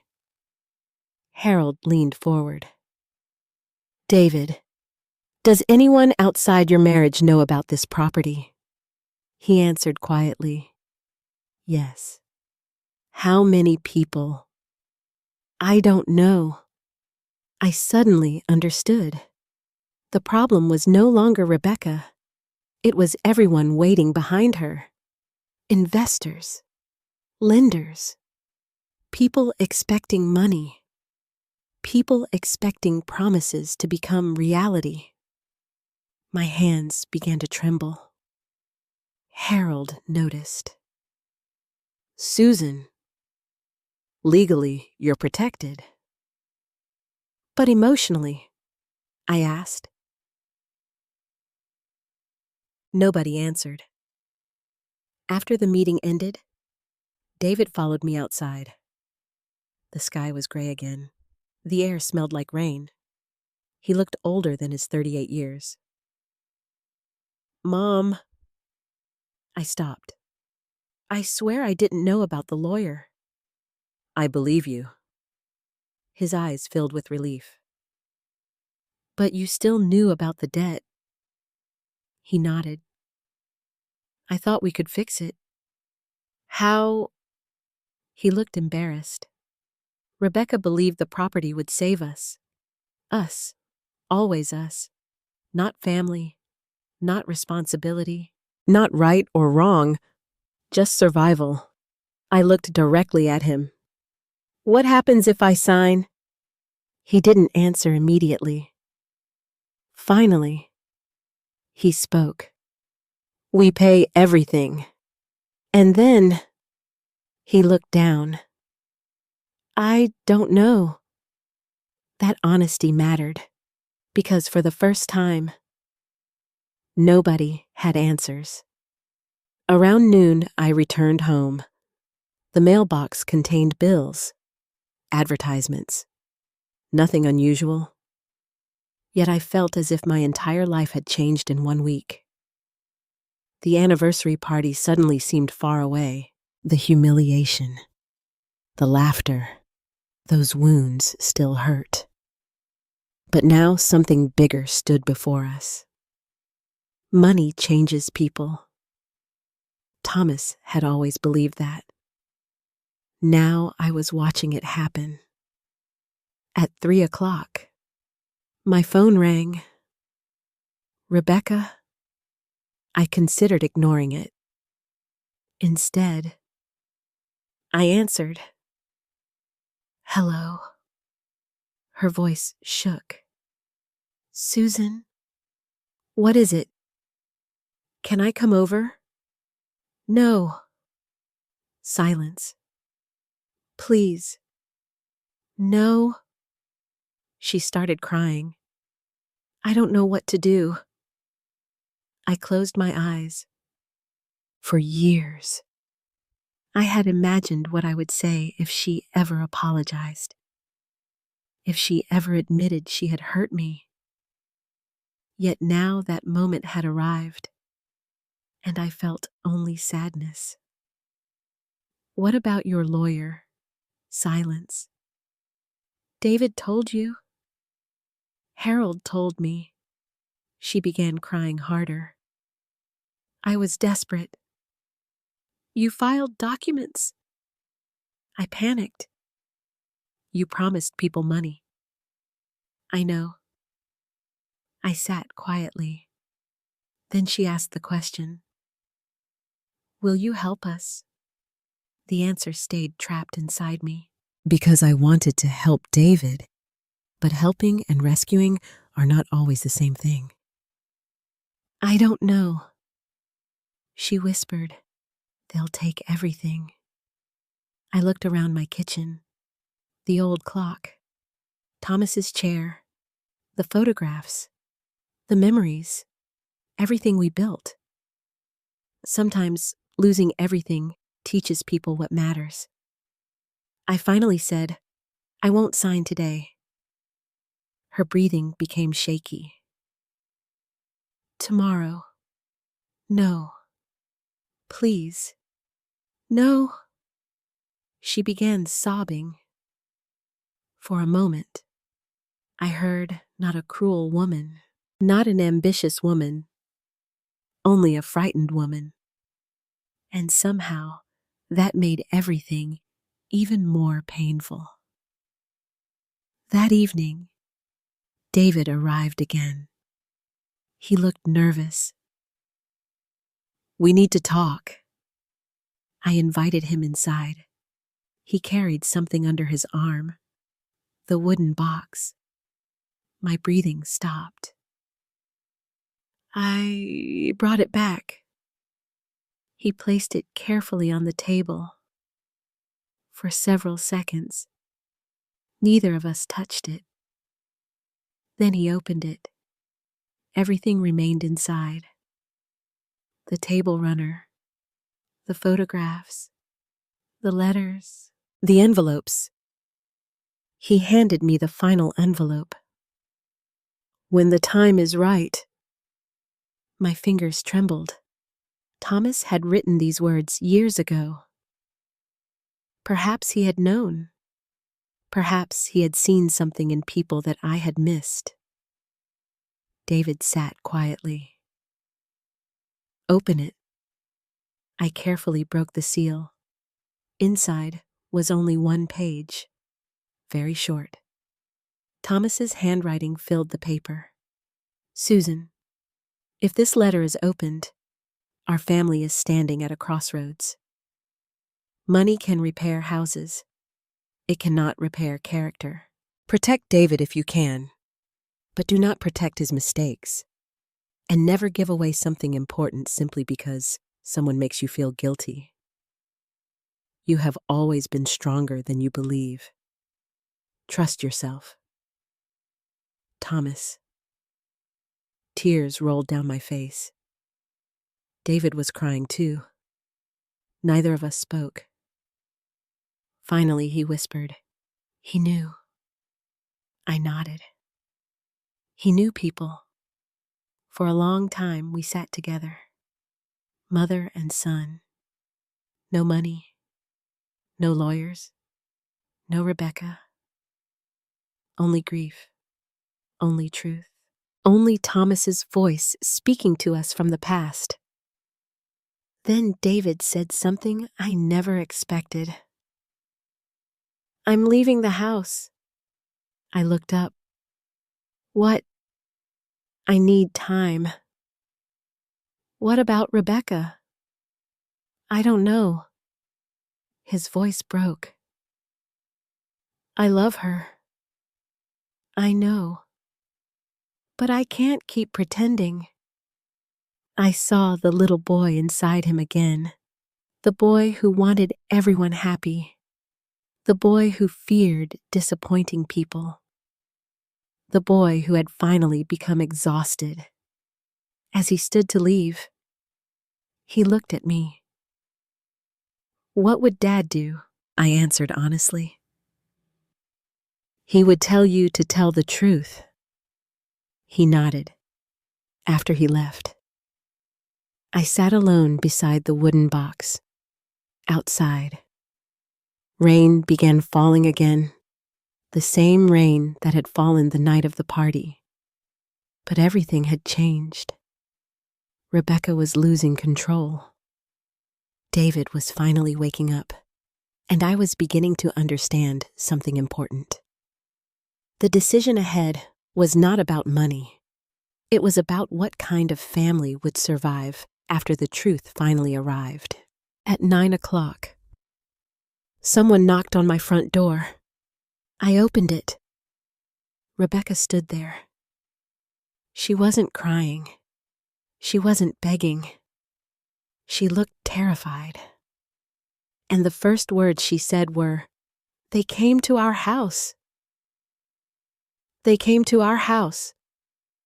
Rebecca was standing on my porch. Her face had turned pale. For the first time since I had known her, she looked completely defeated. I opened the door wider. "Who came?" She stepped inside and closed the door behind her. "The investors." I felt cold. "How many?" "2 men." "Did they threaten you?" She hesitated. "No." That answer did not comfort me, because sometimes people do not need to threaten you. Sometimes they simply remind you what you owe. Rebecca sat down at the kitchen table. Her hands were shaking.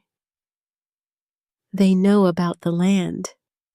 I remained standing. "How?" I told them. The honesty surprised me. "When?" "Months ago." "Why?" Her voice broke. "Because I thought it would solve everything." I looked at her. This woman had spent years chasing a perfect life. The perfect house, the perfect neighborhood, the perfect image.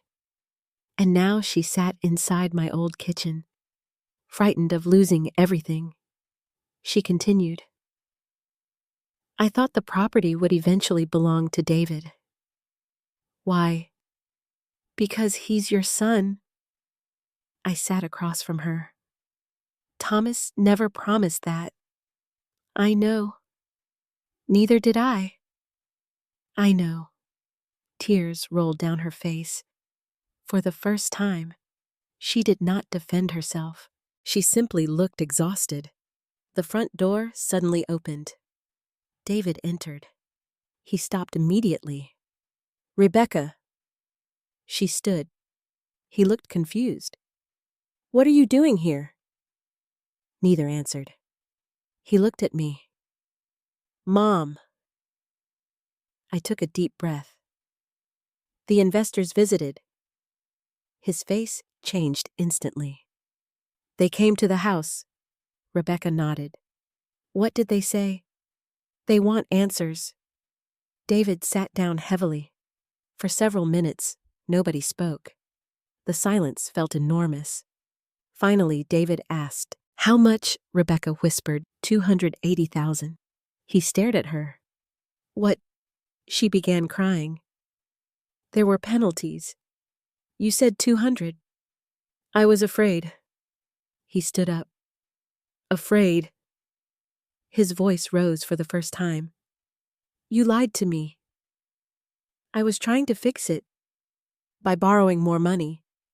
I thought the property—" He interrupted her. "The property isn't ours." The room became silent. I had never heard my son speak like that. Rebecca looked stunned. Perhaps she had never heard it either. He turned toward me. "I'm sorry." Then he looked back at her. "How many people know?" she answered quietly. 4. I felt my stomach tighten. 4 investors. 4 people expecting money. 4 people believing my signature would save them. David sat down again. He covered his face with his hands. I can't do this anymore. Rebecca looked terrified. What does that mean? He looked at her. It means I'm tired. She started crying harder. I was trying to save us. No. His voice remained calm. You were trying to save appearances. Those words filled the room. Because everyone knew they were true. The expensive house, the luxury car, the parties, the designer furniture. Everything had become more important than peace. Rebecca whispered, I didn't want people to think we failed. David answered softly, we already failed. The truth finally sat between them. And once truth enters a room, it becomes difficult to remove. The next morning, Harold called. He asked all 3 of us to meet. None of us wanted to go. But none of us had a choice. His office felt even quieter than before. Rebecca sat at the opposite end of the table. David sat beside me. Harold reviewed several documents. The transfer request had no legal effect. The property remained protected. The trust remained intact. No sale could happen without my approval. Finally, Harold looked directly at Rebecca. Did you promise ownership? She nodded. Yes. To multiple people? Yes. He removed his glasses. That was extremely irresponsible. Tears appeared again. I know. Did you sign agreements? Yes. Personal guarantees? Yes. Harold became very serious. Those obligations belong to you. The room became silent. Rebecca looked at me. Her eyes were filled with desperation. Susan. I said nothing. Please. David lowered his head. Even he could not help her now. She continued. I know I hurt you. I remained quiet. I know I embarrassed you. Still nothing. I know I don't deserve forgiveness. Her voice broke. But if you don't sign, everything is over. For several seconds, I looked at her. I remembered the party, the laughter, the embarrassment, the long drive home, the tears. I also remembered something else. The frightened woman in my kitchen, the frightened woman on my porch, the frightened woman sitting before me now. I finally spoke. Why did you laugh? The question surprised everyone. Even Rebecca. At first, she did not answer. Then she whispered, because I thought you were judging me. I frowned. What? She wiped her eyes. You always seemed content. I was. You didn't care about money. No. You didn't care about status. No. She looked down. I envied you. Nobody spoke. I grew up with nothing. Her voice trembled. My father lost everything. I watched my mother work 2 jobs. Tears fell. I promised myself I'd never be poor. David looked shocked. Perhaps he had never heard this either. Rebecca continued. When I saw the box, I thought it proved everything I feared. What? That David would end up with nothing. The room remained silent. And then I laughed. She looked directly at me. Because I was scared. Harold quietly folded his hands. I realized something important. Cruel people are not always born cruel. Sometimes fear makes them cruel. Sometimes shame.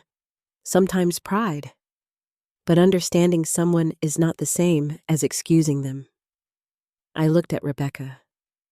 You humiliated me. She nodded. Yes. You humiliated Thomas. Yes. You used my son.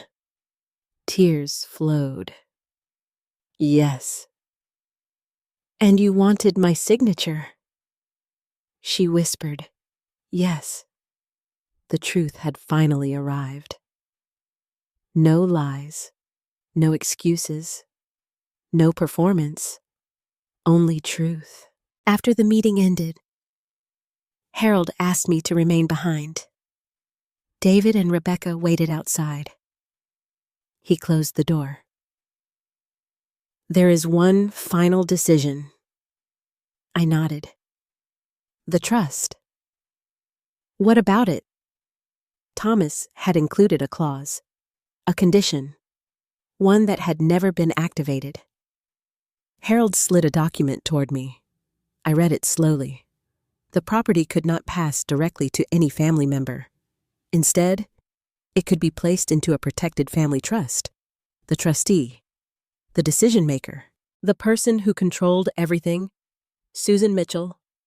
I looked at Harold. When did Thomas do this? 6 months before he died. I suddenly understood. Thomas had seen something. Perhaps not Rebecca. Perhaps not these events. But he had understood people. He had understood money. And he had trusted me. As I left the office, David stood outside. Rebecca sat alone on a bench. For the first time in years, she looked small, human, broken. David asked quietly, "What happens now?" I looked at both of them. Then I answered, "I'm going to sign the papers." Rebecca suddenly stood. Hope filled her face. David looked surprised. But before either could speak, I added, "Just not the papers you expect." "I'm going to sign the papers." Rebecca stopped walking. David looked at me. Even Harold seemed surprised. For several seconds, nobody spoke. Rebecca's eyes filled with hope. "You mean you'll help us?" I looked directly at her. "I said I would sign papers." The hope in her face slowly faded. "Not those papers." Outside Harold's office, the afternoon wind moved through the trees. Cars passed on the street. People continued living their ordinary lives. Meanwhile, my family stood on the edge of falling apart. Harold stepped forward. "Susan, perhaps we should schedule another meeting." I nodded. "Tomorrow." David looked confused. "What papers?" Harold answered. "The trust documents." Rebecca became very still. "What trust?" I said quietly. "Thomas's trust." She looked at me. Her face slowly lost color. "The property isn't being transferred." "No." She swallowed. "What does that mean?" Harold spoke carefully. "The property can be placed into a protected family trust. And David, He may benefit from it. She looked at him and me. Harold remained silent. That silence answered her question. Rebecca looked at me. Susan? I interrupted her. This isn't punishment. Her eyes filled with tears. Then what is it? It's protection. Nobody said another word. David drove separately that day. I returned home alone. For the first time in weeks, I felt calm, not happy, not relieved, simply calm. Thomas had trusted me. Harold trusted me. And perhaps, for the first time in years, I trusted myself. That evening, David came over. He looked exhausted. He sat at the kitchen table, the same place where so many important conversations had happened. Are you really doing this? Yes. He stared into his coffee. What happens to Rebecca? I answered honestly. I don't know. He rubbed his face. She made mistakes. Yes. So did I. Yes. He looked up. Can you forgive me? That question hurt, because mothers spend their entire lives forgiving. Broken lamps, bad grades, teenage arguments, missed phone calls. But some wounds take longer. I reached across the table. I already have. His eyes filled with tears. What about her? I was quiet for a moment. Forgiveness and trust are different things. He nodded slowly. For the first time, he understood. Later that night, my phone rang. Rebecca. I almost ignored it. Instead, I answered. Hello? Her voice was calm, almost too calm. David told me about the trust. Yes. Silence. Then she asked, Am I being punished? I walked toward the living room window. Outside, rain was beginning to fall again. No. It feels like punishment. You wanted me to sign papers? Yes. You wanted access to Thomas's property? Yes. You hid debt? Yes. She began crying softly. I know. I sat down. For the first time, I spoke gently. Rebecca, what would happen if I gave you millions of dollars tomorrow? She didn't answer. What would change? More silence. Finally, she whispered, Everything. No. She sounded confused. No. You would still be afraid. She began crying harder because she knew I was right. Fear had built her entire life. Fear of being poor, fear of losing status, fear of disappointing people, fear of failure. Money could not fix fear. She whispered, I don't know how to stop. I answered honestly, Neither do I. The next morning, we met again. This time, only 4 people sat in Harold's office. Harold, David, Rebecca, me. Several documents rested on the table. The trust agreement, protection clauses, future distributions, educational funds, charitable provisions. Thomas had planned far more than I ever realized. Harold explained everything carefully. The property would remain protected. Income from future development would enter the trust. No single person could sell it. No single person could borrow against it. No spouse could claim ownership. David would receive support over time. Future grandchildren, if they existed, would be protected. Scholarships would be funded. Community programs could receive assistance. Thomas had turned land into legacy. I suddenly understood.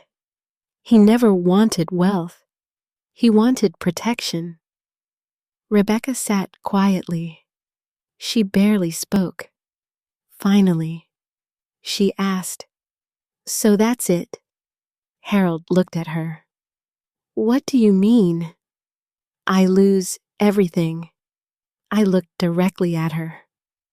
"No." She stared at me. "No.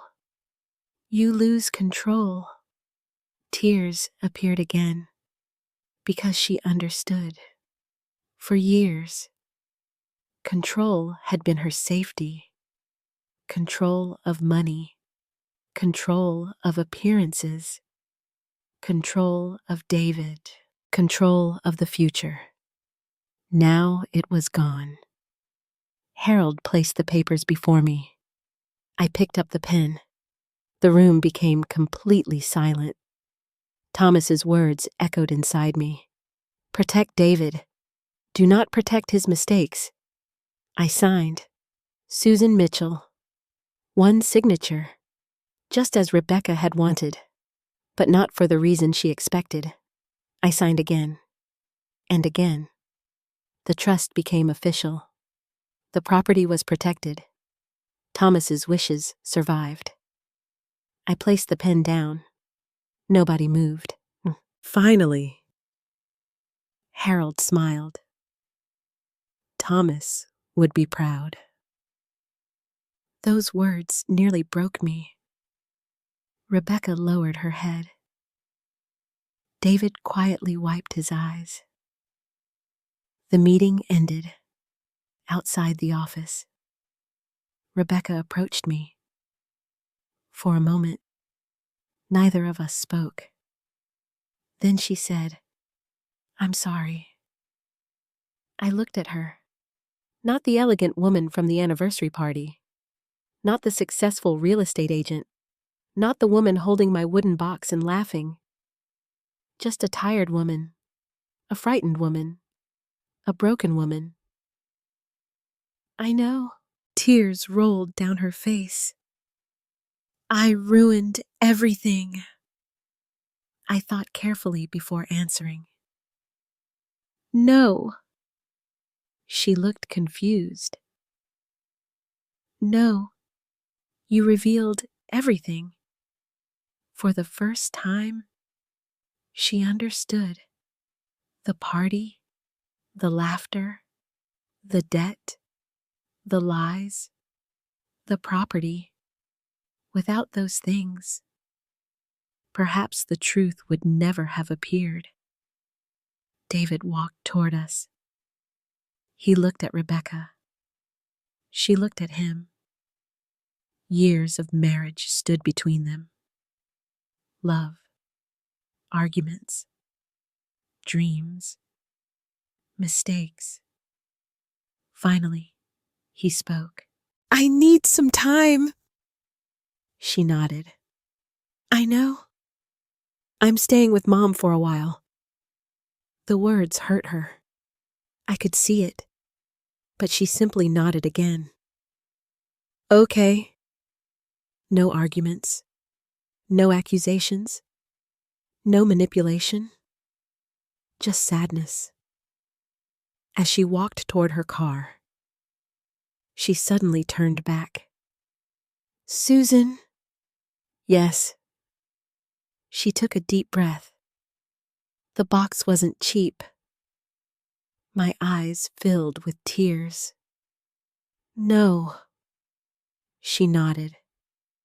It was the most valuable thing in the room. She got into her car and drove away. I stood beside my son. Neither of us spoke. For the first time in years, the future was uncertain, but it was honest. And sometimes honesty is the first step toward healing. That evening, David moved into the guest room, the same room where Thomas's parents once stayed, the same room filled with old family photographs. As we sat quietly in the living room, he finally asked, "What happens next?" I looked at the wooden box resting beside the fireplace. Then I answered, "Now we learn how to become a family again." The first week after David moved into my house felt strange.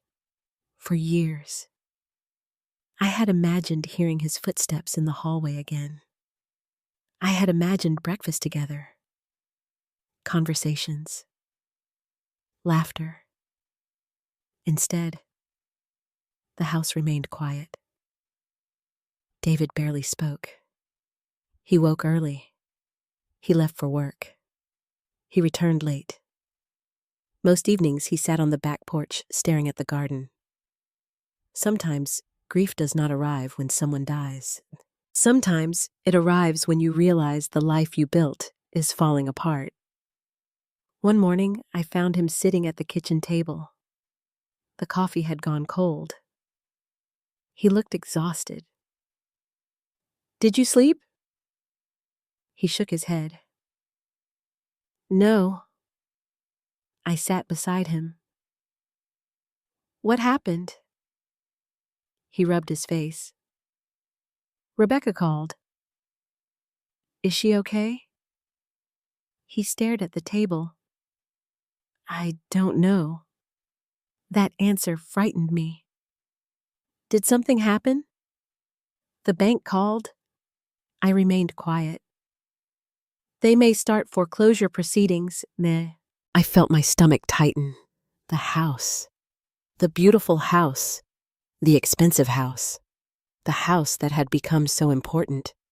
David continued. "She's trying to sell things." "What things?" "Furniture." He laughed softly. "Designer furniture." For some reason, that made me sad. Because the furniture had always mattered so much. Now it was becoming numbers, receipts, payments, debt. That evening, Rebecca called me. For the first time, she did not ask about the property. She did not mention the trust. She simply asked, "How is David?" I sat quietly. "He's hurting." Her voice trembled. "So am I." Neither of us spoke. Then she surprised me. "I started seeing a counselor." I frowned. "A counselor?" "Yes." I listened carefully. "I think I've been afraid my entire life." Her honesty caught me off guard. "When my father lost his business, we lost our home." I had never heard this story before. "We moved 3 times in 2 years." She was crying. "My mother kept saying everything would be okay." I remained silent. But it wasn't. For years, I had seen only the woman she became, not the frightened girl she had once been. She continued. "When I met David, I felt safe. My eyes filled with tears. He made me feel loved. So why push him? I thought success would protect us." She laughed softly. "Instead, I destroyed everything." After we ended the call, I sat alone for a long time. People are complicated. Villains are rarely born villains. Sometimes they are frightened people who make terrible decisions. The following Sunday, David came to church with me. He had not attended in years. Several people greeted him. Mrs. Carter hugged him. Old friends shook his hand. Nobody asked about money. Nobody asked about the house. Nobody asked about the property. After the service, we sat in the car. He looked out the window. I forgot this feeling. What feeling? Peace. I smiled. You used to come every week. I know. He looked down. I stopped after Dad died. The truth surprised me. Why? Because I was angry. I waited. At God. My eyes filled with tears. At Dad. His voice broke. At myself. For 7 years, my son had been carrying grief alone. No wonder he had become lost. No wonder he had followed someone else's dreams. That afternoon, we visited Thomas's grave. The cemetery was quiet. Spring flowers had begun blooming. David stood beside the stone. For several minutes, he said nothing. Then he spoke. I'm sorry, Dad. The words nearly broke me. I forgot who I was. He wiped his eyes. I forgot what mattered. The wind moved through the trees. For a moment, it felt as though Thomas were standing beside us, watching, listening, still protecting his family. Later that week, Harold called. The city had approved preliminary development plans. The value of the land had increased again. Millions. The number no longer shocked me because something had changed. Money had stopped feeling important. Family had become important again. Harold asked, "Have you decided about future distributions?" Not yet. Take your time. I appreciated that. For the first time in months, nobody was demanding anything from me. No signatures, no pressure, no expectations, just time. 3 days later, David received divorce papers. He sat in the kitchen staring at the envelope. I looked at him. Are you going to open it? He nodded slowly. Inside were temporary separation documents. Rebecca had signed them. He looked confused. She wants me protected from the debt. I read the documents. Rebecca had accepted personal responsibility. She was trying to shield him. For the first time, I saw something unexpected. Love. Not perfect love. Not healthy love. But real love. That evening, David called her. I could hear only his side. You don't have to do this. Silence. I'm responsible too. More silence. Then tears appeared in his eyes. I know. He sat quietly for several minutes. After he ended the call, he looked at me. She says she needs to become someone different. I asked softly, and do you? He nodded. Yes. Weeks passed. Slowly, life became calmer. David repaired the fence. He planted tomatoes. He helped me paint the guest room. Simple things. Normal things. The kind of things his father used to do. One evening, we sat on the porch watching the sunset. He suddenly asked, Do you hate her? I thought carefully. No. He looked surprised. Why? Because hate requires energy. And I was tired. More importantly, I finally understood. Rebecca had not laughed because she hated me. She laughed because she was terrified. Terrified of losing. terrified of becoming poor, terrified of being the little girl whose family lost everything. Fear had become her religion. Money had become her protection. And eventually, she had lost both. A month after the anniversary party, I received a letter. Rebecca's handwriting. Inside was a single page. Susan, I laughed at your gift because I measured value incorrectly. Your box contained memories, loyalty, and love. My house contained debt. You spent your life building a family.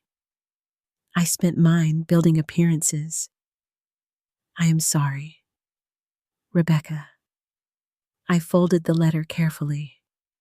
Then I placed it inside Thomas's wooden box, beside the other letters, beside the family history, because perhaps one day someone else would read it and understand. That night, David sat quietly beside the fireplace. He looked at me. Do you think people can change? I looked toward the wooden box, toward Thomas's photograph, toward everything we had survived. Then I answered, only after they stop lying to themselves. David nodded. Outside, the first warm breeze of spring moved through the trees, and for the first time in many years, our home no longer felt broken. It simply felt unfinished. Summer arrived quietly. The trees behind my house turned green. The garden Thomas planted years ago began blooming again. And for the first time in many months, the silence inside our family no longer felt dangerous. It simply felt honest. David had been living with me for nearly 8 weeks. The guest room had become his room again. His work clothes hung inside the closet. His coffee cup sat beside the sink. Some mornings, I would hear him humming while making breakfast. Small things, normal things, the kind of things I had missed for years. One Saturday morning, he was repairing the old fence. I stood on the porch holding lemonade. You've become your father, he smiled. I think that's a compliment. It is.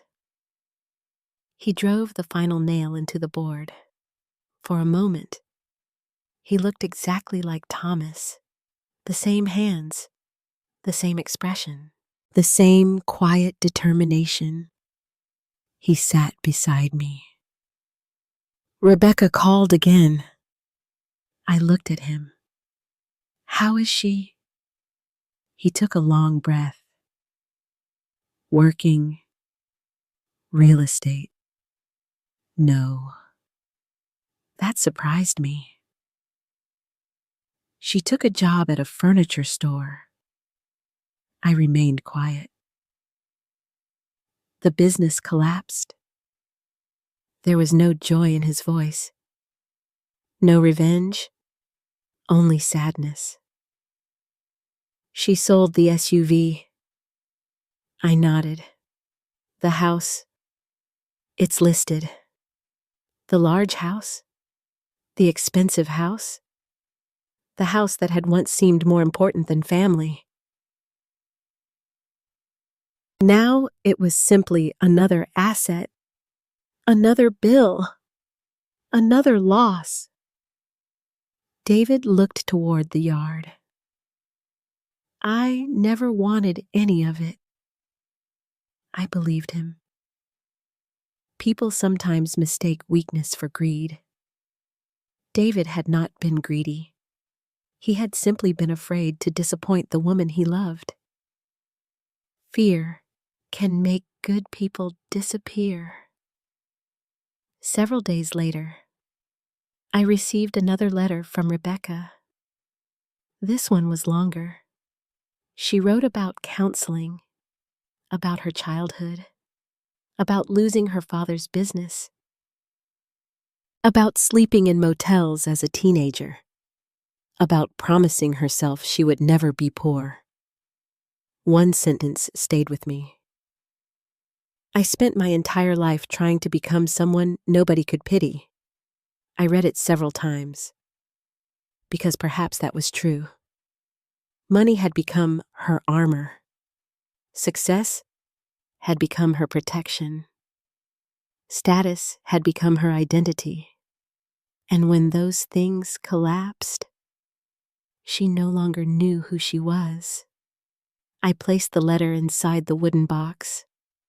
Thomas's letters, my letters, Rebecca's letter. Our family's entire story now rested inside that old box she once laughed at. One evening, Harold came to dinner. He brought documents. But this time, there was no crisis, no emergency, no signatures, only good news. The development project had officially begun. The trust would begin receiving payments within the year. David looked uncomfortable. Harold noticed. Your father planned carefully. David nodded. He trusted Mom. Harold smiled. He absolutely did.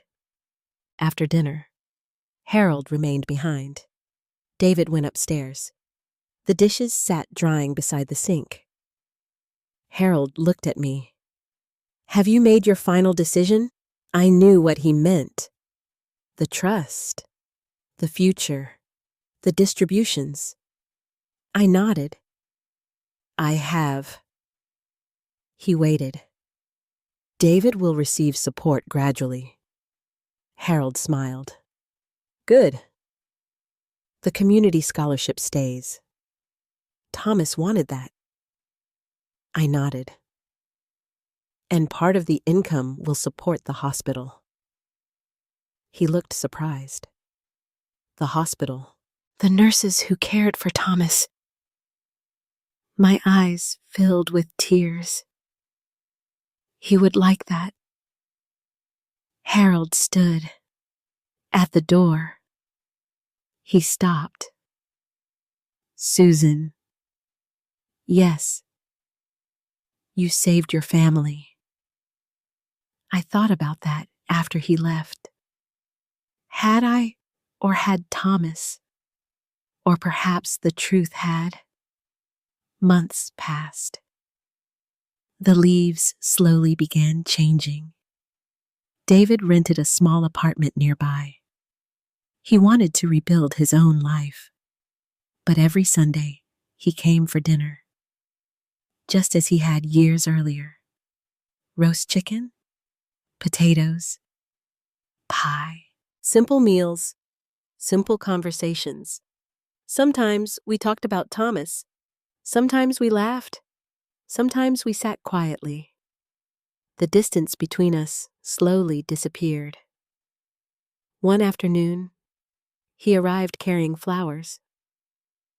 What's the occasion? He smiled. I'm meeting Rebecca. I looked at him. Today? He nodded. They had not seen each other in nearly 3 months. Not really. Only lawyers, phone calls, documents. Now they were meeting for coffee.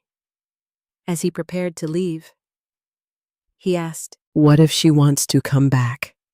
I looked at my son, the little boy, the grieving man, the husband, the son. I can't answer that.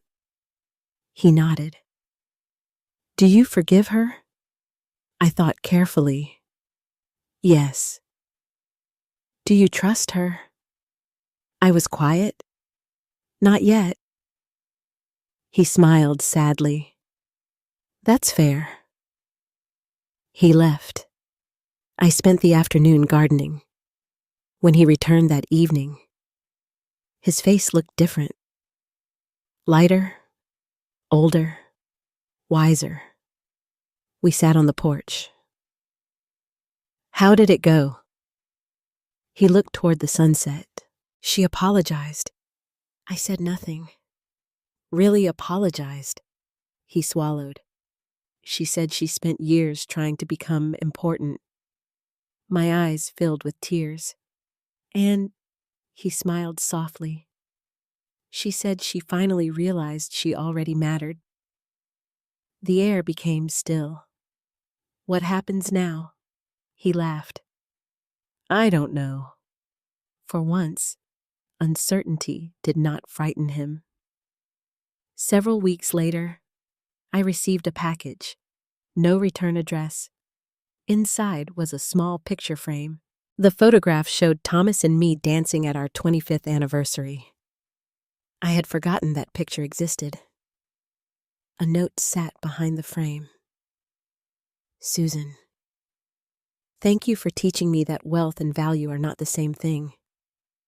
I hope one day I earn the right to become part of this family again. Rebecca. I cried. Not because everything was fixed, because people had changed. David changed. Rebecca changed. Even I changed. That winter, our church held a Christmas dinner. David attended. I attended, and unexpectedly, Rebecca attended.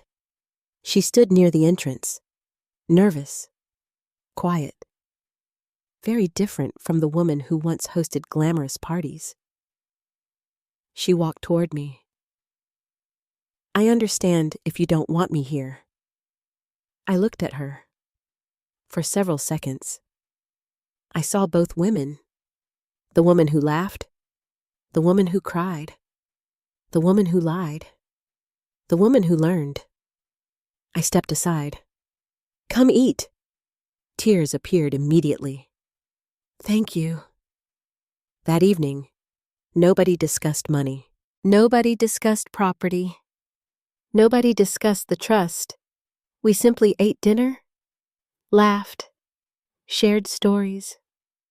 At one point, Rebecca looked at the old wooden decorations on the church tree. They're beautiful. I smiled. They're handmade. She smiled back. I know. Sometimes healing does not arrive dramatically. Sometimes it arrives quietly. One conversation, one apology, one meal, one act of grace. As Christmas approached, David came to my house carrying the wooden box. Where should we keep it? I looked at Thomas's photograph. The fireplace, the family room, the heart of the house. Right there. He placed it carefully on the mantel. The same box that had once been called cheap. The same box that almost destroyed our family. The same box that ultimately saved it. And as snow began falling outside, I realized something. The greatest inheritance Thomas left behind was never the land. It was the truth. The following spring arrived gently. The snow melted. The trees behind my house turned green again. Birds returned to the yard. And for the first time in many years, I woke each morning without fear. Almost a year had passed since Rebecca laughed at my gift. A year. Sometimes it felt like yesterday. Sometimes it felt like another lifetime. The wooden box still sat on the mantel above the fireplace. Visitors noticed it. Nobody knew its story. Only our family understood. And perhaps that was enough. One Sunday morning, David arrived earlier than usual. He was wearing the blue shirt Thomas had once owned. He stood in the kitchen holding 2 cups of coffee. Can we talk? I smiled. Of course. He sat across from me. The sunlight filled the room. For a long moment, he simply looked around the house. I missed all of this. The house, He shook his head. No. He looked at me. You. My eyes filled with tears. I spent years trying to build a life. He smiled sadly. And I forgot the people who gave me one. I reached for his hand. You found your way back. He nodded. I almost didn't. The truth sat quietly between us. Because if Thomas had not written those letters, if the property had not existed, if Rebecca had never laughed, perhaps none of us would have changed. Pain had become our teacher. Several weeks later, the church held its annual spring fundraiser. I volunteered as always, cooking, serving food, arranging flowers, simple things. David arrived to help. About 30 minutes later, Rebecca walked through the doors. She looked different. Not because of her clothes, not because of her hair, because the tension had disappeared. The fear had softened. She saw me. She walked over slowly. Hello, Susan. Hello, Rebecca. She smiled. I brought pies. I laughed softly. Then you can stay. She looked relieved. The three of us worked together that afternoon. Not as enemies, not even as family, simply as people trying to become better than they once were. Several women from the church thanked Rebecca. She helped clean tables, served coffee, washed dishes. At one point, Mrs. Carter pulled me aside. She's changed. I looked across the room. Rebecca was laughing with several elderly women. No expensive dress, no perfect makeup, no performance. Just Rebecca. Yes, I said. I think she has. That evening, David drove her home. When he returned, we sat on the porch. The air felt warm. The sky was turning orange. He looked thoughtful. What are you thinking? He smiled. That Dad would probably laugh at all of this. I smiled too. He would. He looked toward the garden. I think we're trying again. I remained quiet. Slowly. I nodded. Slowly is good. He looked at me. Are you upset? No. He seemed surprised. Really? I thought carefully. If she hurts you again, I'll be very upset. He laughed. But if two people are willing to change, they deserve a chance. He nodded. She's different. Are you? He smiled. Yes. For the first time, I believed both of them. Summer arrived. The development project officially began. The trust received its first payment. Harold visited again. The money was substantial, far more than Thomas and I had ever imagined. But something remarkable happened. Nobody asked about it. Not David. Not Rebecca. Not even me. The money had lost its power. Because we had already paid the true price. Pride. Fear. Relationships. Trust. One afternoon, I visited Thomas's grave. I brought fresh flowers. The cemetery was quiet. I sat beside the stone for a long time. I said nothing. Then I spoke aloud. You were right. The wind moved softly through the trees. Money reveals people. I smiled. But love changes them. Tears came. Not from grief. From gratitude. Because somehow, even after death, Thomas had protected us. His wisdom, his patience, his trust. Everything he left behind had guided us home. That autumn, David and Rebecca invited me to dinner. Not at the old house. They had sold it. Instead, they rented a small home across town. Simple, comfortable, affordable. As I entered, I noticed something immediately. There were photographs everywhere. Family photographs. Thomas, David as a child, our old vacations, even the picture from our 25th anniversary. Rebecca noticed me looking. She smiled. We wanted our home to feel real. I hugged her. For the first time, a real hug. Not polite, not forced. She whispered, "Thank you." I whispered back, "Don't waste it." Dinner was simple. Chicken, salad, bread. Nothing expensive, nothing impressive. And somehow, it was perfect. After dessert, Rebecca disappeared into another room.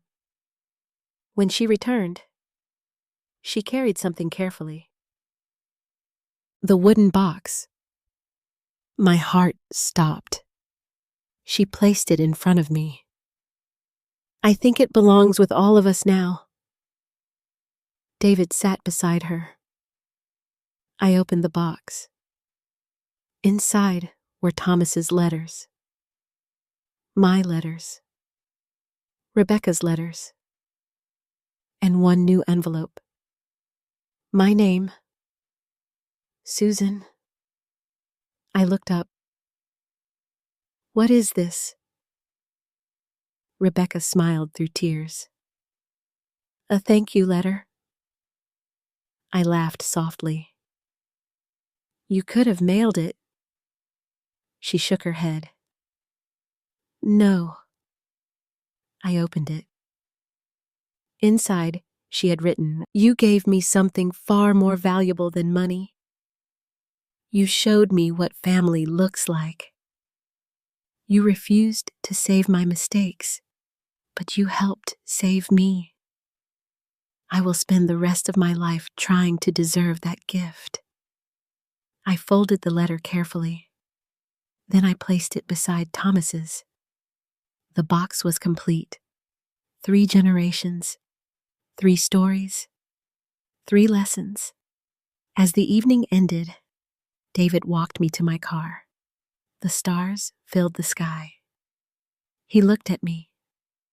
Mom. Yes, thank you for not signing those papers. I smiled. Your father told me not to.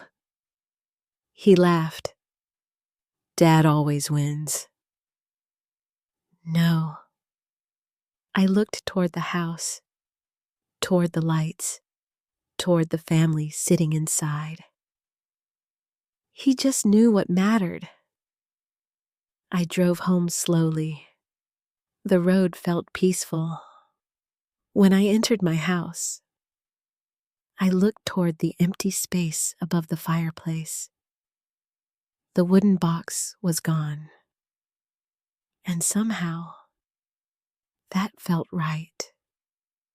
Because it no longer belonged to the past. It belonged to the future. Before going to bed, I opened Thomas's final letter one last time. Trust yourself. After everything that happened, I finally understood. The cheap gift had never been cheap. The signature had never been about money. And the woman who begged for papers eventually learned the true value of the family she almost destroyed. As I turned off the light, I whispered, "We're okay now." And for the first time in many years, I truly believed it. When I look back at everything that happened, I realize this story was never truly about money. It was never about land. It was never about legal papers. And it certainly was never about a wooden box. The real story was about value. Sometimes the world teaches us that value can be measured by houses, cars, bank accounts, or expensive gifts. We begin to believe that success makes us worthy and that appearances protect us from pain. But life has a way of exposing the truth. Rebecca believed money would make her safe. David believed silence would keep the peace. And I believed love alone could hold a family together. We were all wrong. Love without honesty becomes weakness. Money without character becomes danger. And silence inside a family can become its own kind of betrayal. Thomas understood something that many people learn too late. Wealth is not what you leave behind. Wealth is what remains in people's hearts after you're gone. The wooden box contained old letters, memories, and family history. To some people, it looked worthless, but inside that box lived loyalty, sacrifice, forgiveness, and love. Those things cannot be purchased. They cannot be inherited. They must be earned. Perhaps some of you watching this have been laughed at because you had less money. Perhaps your children have grown distant. Perhaps someone judged you because your home was smaller, your clothes were older, or your gifts were simple. Please remember this. The people who truly love you will eventually recognize your value. And if they don't, your value still remains.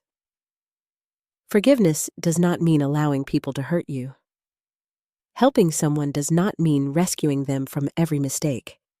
And loving your family does not require sacrificing your dignity. Sometimes the greatest act of love is telling the truth. Sometimes the greatest gift is a boundary. And sometimes the most valuable things in our lives arrive inside very ordinary boxes. Thank you for spending this journey with Susan, David, Rebecca, and Thomas. If this story touched your heart, please share your thoughts in the comments. Have you ever been judged because of money? Have you ever forgiven someone who hurt you deeply? What would you have done if you were Susan? And before you leave, tell me where you're watching from and what time it is in your part of the world. I always love seeing how many people are listening together, even from thousands of miles apart. If this story meant something to you, please like the video and subscribe to the channel so we can continue sharing stories about family, forgiveness, and the strength it takes to begin again. Because sometimes the things that appear worthless become the most valuable treasures of all.